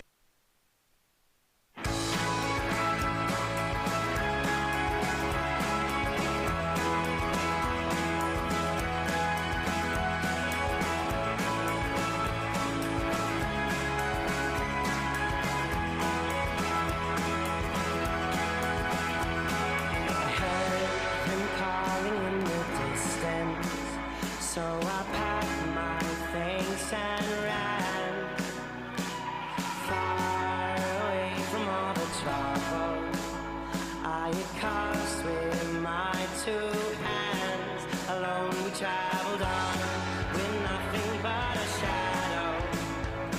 We fled far away. Hold your horses now until the sun goes down.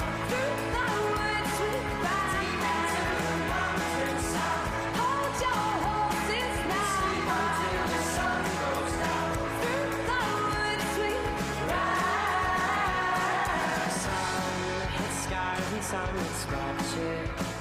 It made me wonder about their past. And as I looked around, I began to notice that we were nothing like the rest. Hold your horses now until the sun goes down. Through the woods we ride till the mountains sound. Hold your horses now until the sun goes down. Through the woods we ride.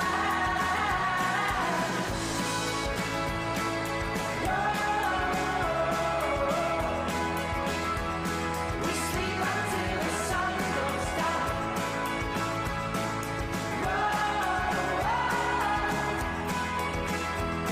We sleep until the sun goes down.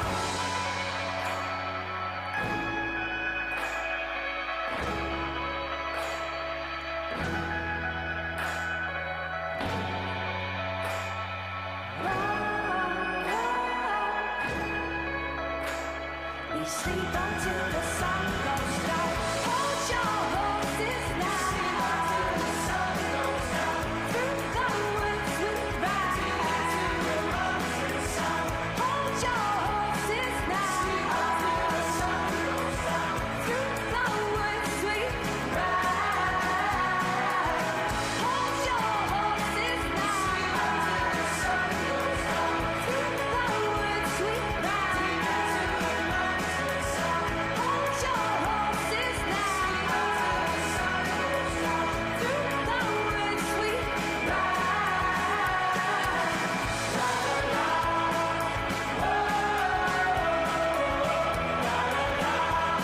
We sleep until the sun goes down.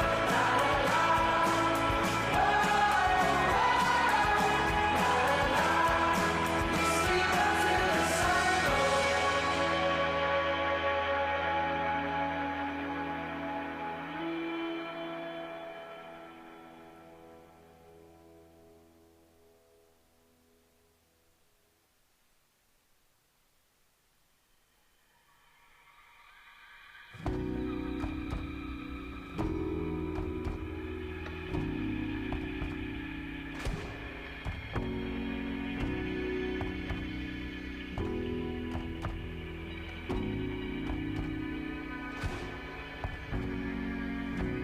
The lights go out, I am all alone. All the trees outside are buried in the snow. I spend my night dancing with my own shadow, and it holds me, and it never lets me go. I move slow and steady, but I feel like a waterfall. Yeah, I move slow and steady, past the walls that I used to know.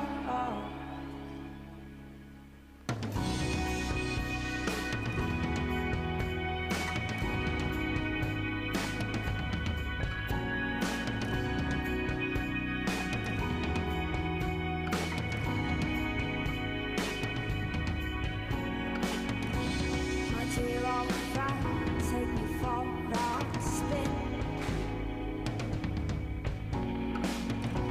Two wolves in the dark, rocking in the wind. I'm letting it go, but I'm never found better. Passing by all the monsters in my head. And I move slow and steady, but I feel like a waterfall. Yeah, I move slow and steady, past the ones that I used to know. And I'm never ready, 'cause I know the time won't let me show what I want to show.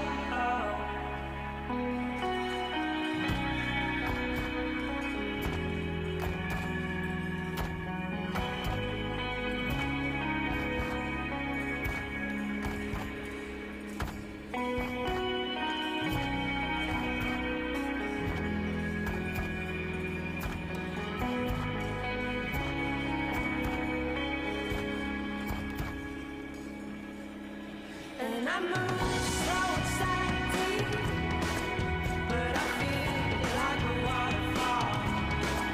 Yeah, I move slow and steady, past the ones that I used to know.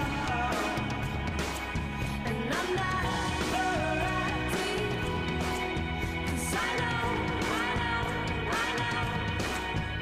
that time won't let me show what I want to show.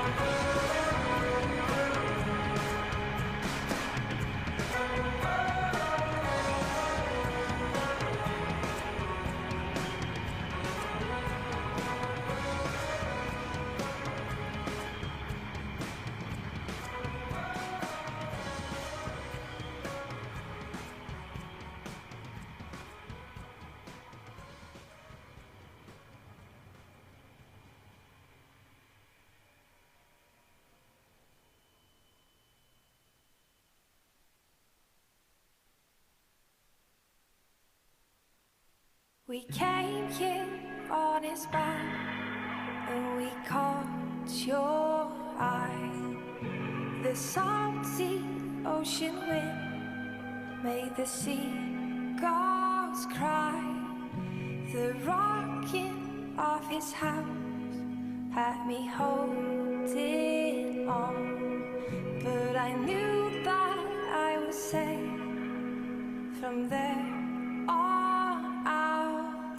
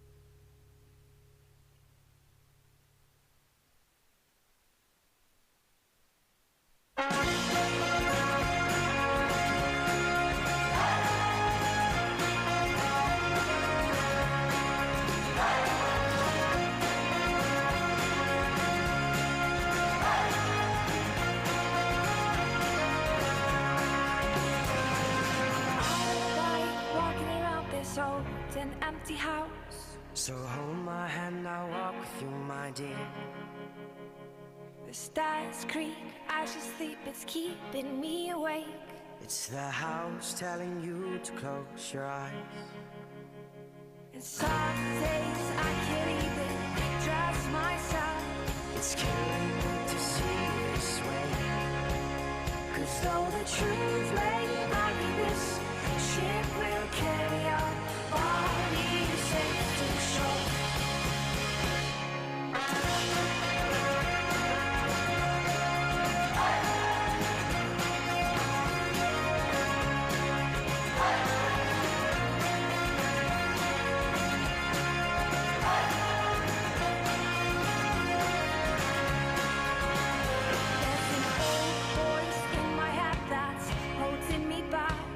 Well, tell her that I miss our little talks.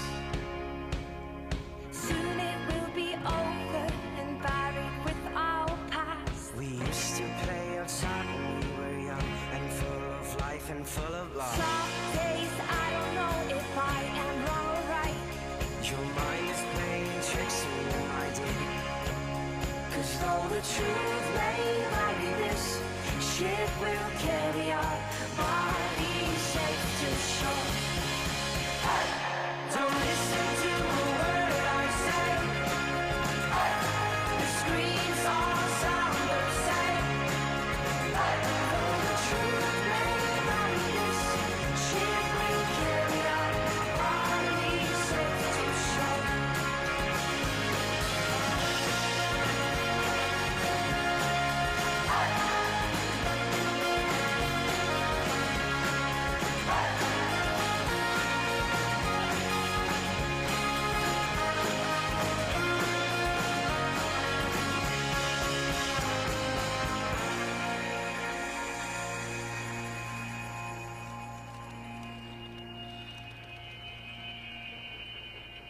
You're gone, gone, gone away. I watched you disappear.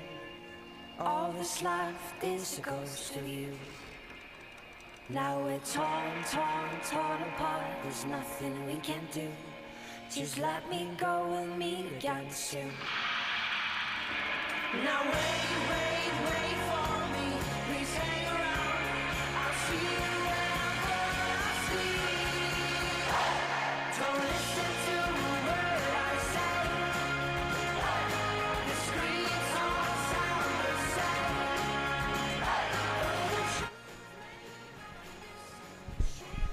Folks, before we get to the announcement, we have some remarks from the Dean of the EMBA program, Dean Randy Krosner. Thank you. Well, first, it is just so exciting to see all of you here. That is an enormous achievement. I know that so many of you have faced so many challenges over the last couple of years, and it's so great to have people together. Everything during Global Impact Week has been great, and of course, one of the key culminations of it is the Global New Venture Challenge. And so I really want to thank all of you for the incredible work that you've put into these proposals. And also, it's been fun to see them develop over time, from the semifinals to the finals. It's really just truly amazing with all of the new venture challenges that we have, social, global, and the domestic one. More than $1 million will be awarded to students who are going to be changing the world, shaping the world. As I think all of you heard me say during the semifinals when I gave you the toasts, I used that quotation from Peter Thiel about some people will be predicting the future, other people will be shaping the future. And the key thing that we're seeing with the Global New Venture Challenge is how you're going to be shaping the future. These are new ideas. These are incredibly transformative ideas. And of course, there can only be one winner. But there are a lot of winners because many of the New Venture Challenge winners the ones that get into the finals, even the semifinals, even if they don't get the final prize, they often go on to be very successful startups. But before turning it over to Waverly, we have to thank Waverly and her team incredibly. It is just...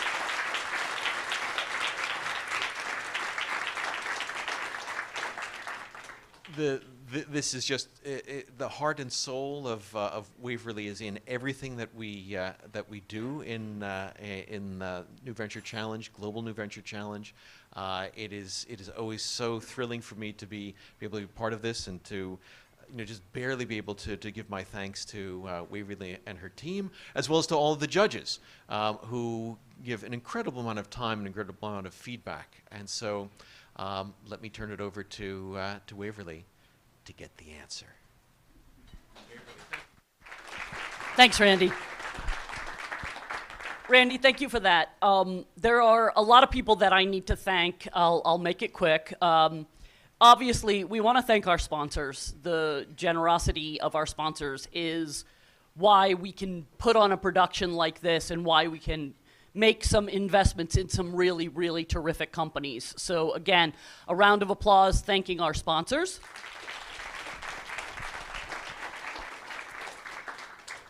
Randy mentioned all of the various tracks of the NVC. 3 of those tracks are having their finals this week. We need a round of applause for the incredible Polsky Center that is producing 3 New Venture Challenge finals this week. They have been absolutely fabulous.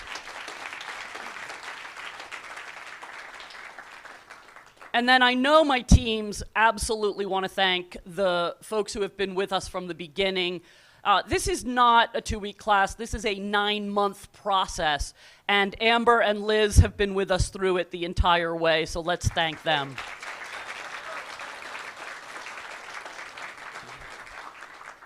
Randy, you had no idea when you said there can only be one winner. Oh my goodness. So first of all, as I remind all of the teams that go through the NVC, not just the ones who make the finals, winning is launching a successful business. That's winning, right? And many of the companies who you did not get to see need to continue forward with their businesses, and the Polsky Center and I will be with them all the way. So good luck to all of our entrepreneurs launching great businesses. Now, for the entrepreneurs sitting in this room, biting their fingernails, what's going on? This was the weirdest judging discussion ever. We had the most incredible variety of business models, and our judges were so impressed that 2 of the judges committed to increasing our prize pool with donations next year. So that's amazing. 2 of our judges have committed to raising our prize pool for next year. Unbelievable. That's the job you all did. So, we had a 5-way tie for second. So you get a check, and you get a check, and you get a check, and you get a check.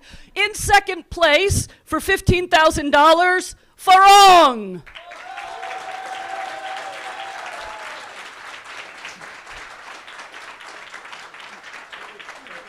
And teams, because we're gonna do this fairly quickly, we'll do our photographs afterwards with the checks, okay? And in second place, Azendric Perks. You get a check.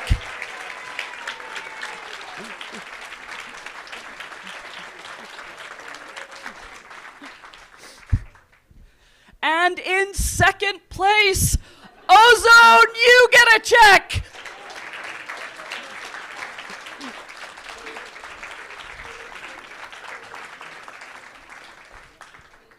And in second place, Nimi, you get a check.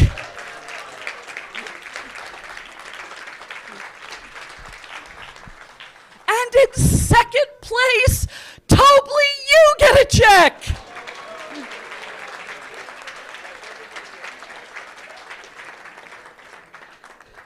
And we're done here. Oh, no. In first place, See-Through AI, $50,000. You get a check.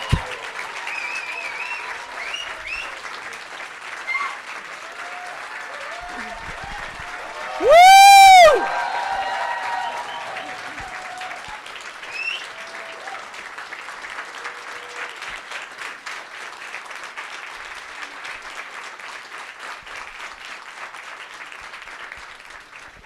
And that concludes the 15th annual GNVC. Thank you all for coming. Teams, we're going to take some photographs up here with the banners.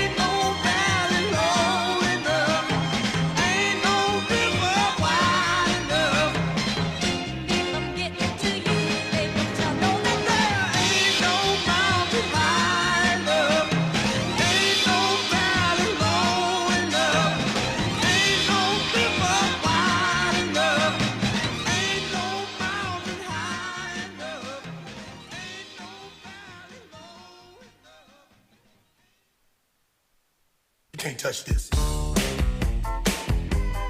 You can't touch this. You can't touch this. You can't touch this. My music hits me so hard, makes me say, oh my Lord, thank you for blessing me. What am I to rhyme and to hype me? It feels good when you know you're down. A super dope homeboy from the Oak Town, and I'm known as such. And this is a beat you can't touch. I told you, homeboy, you can't touch this. Yeah, that's how we living, and you know you can't touch this. Look in my eyes, man, you can't touch this. Yo, let me bust the funky lyrics. Fresh new kicks and bands, you got it like that. Now you know you wanna dance, so move out of your seat and get a fire girl and catch this beat while it's rolling.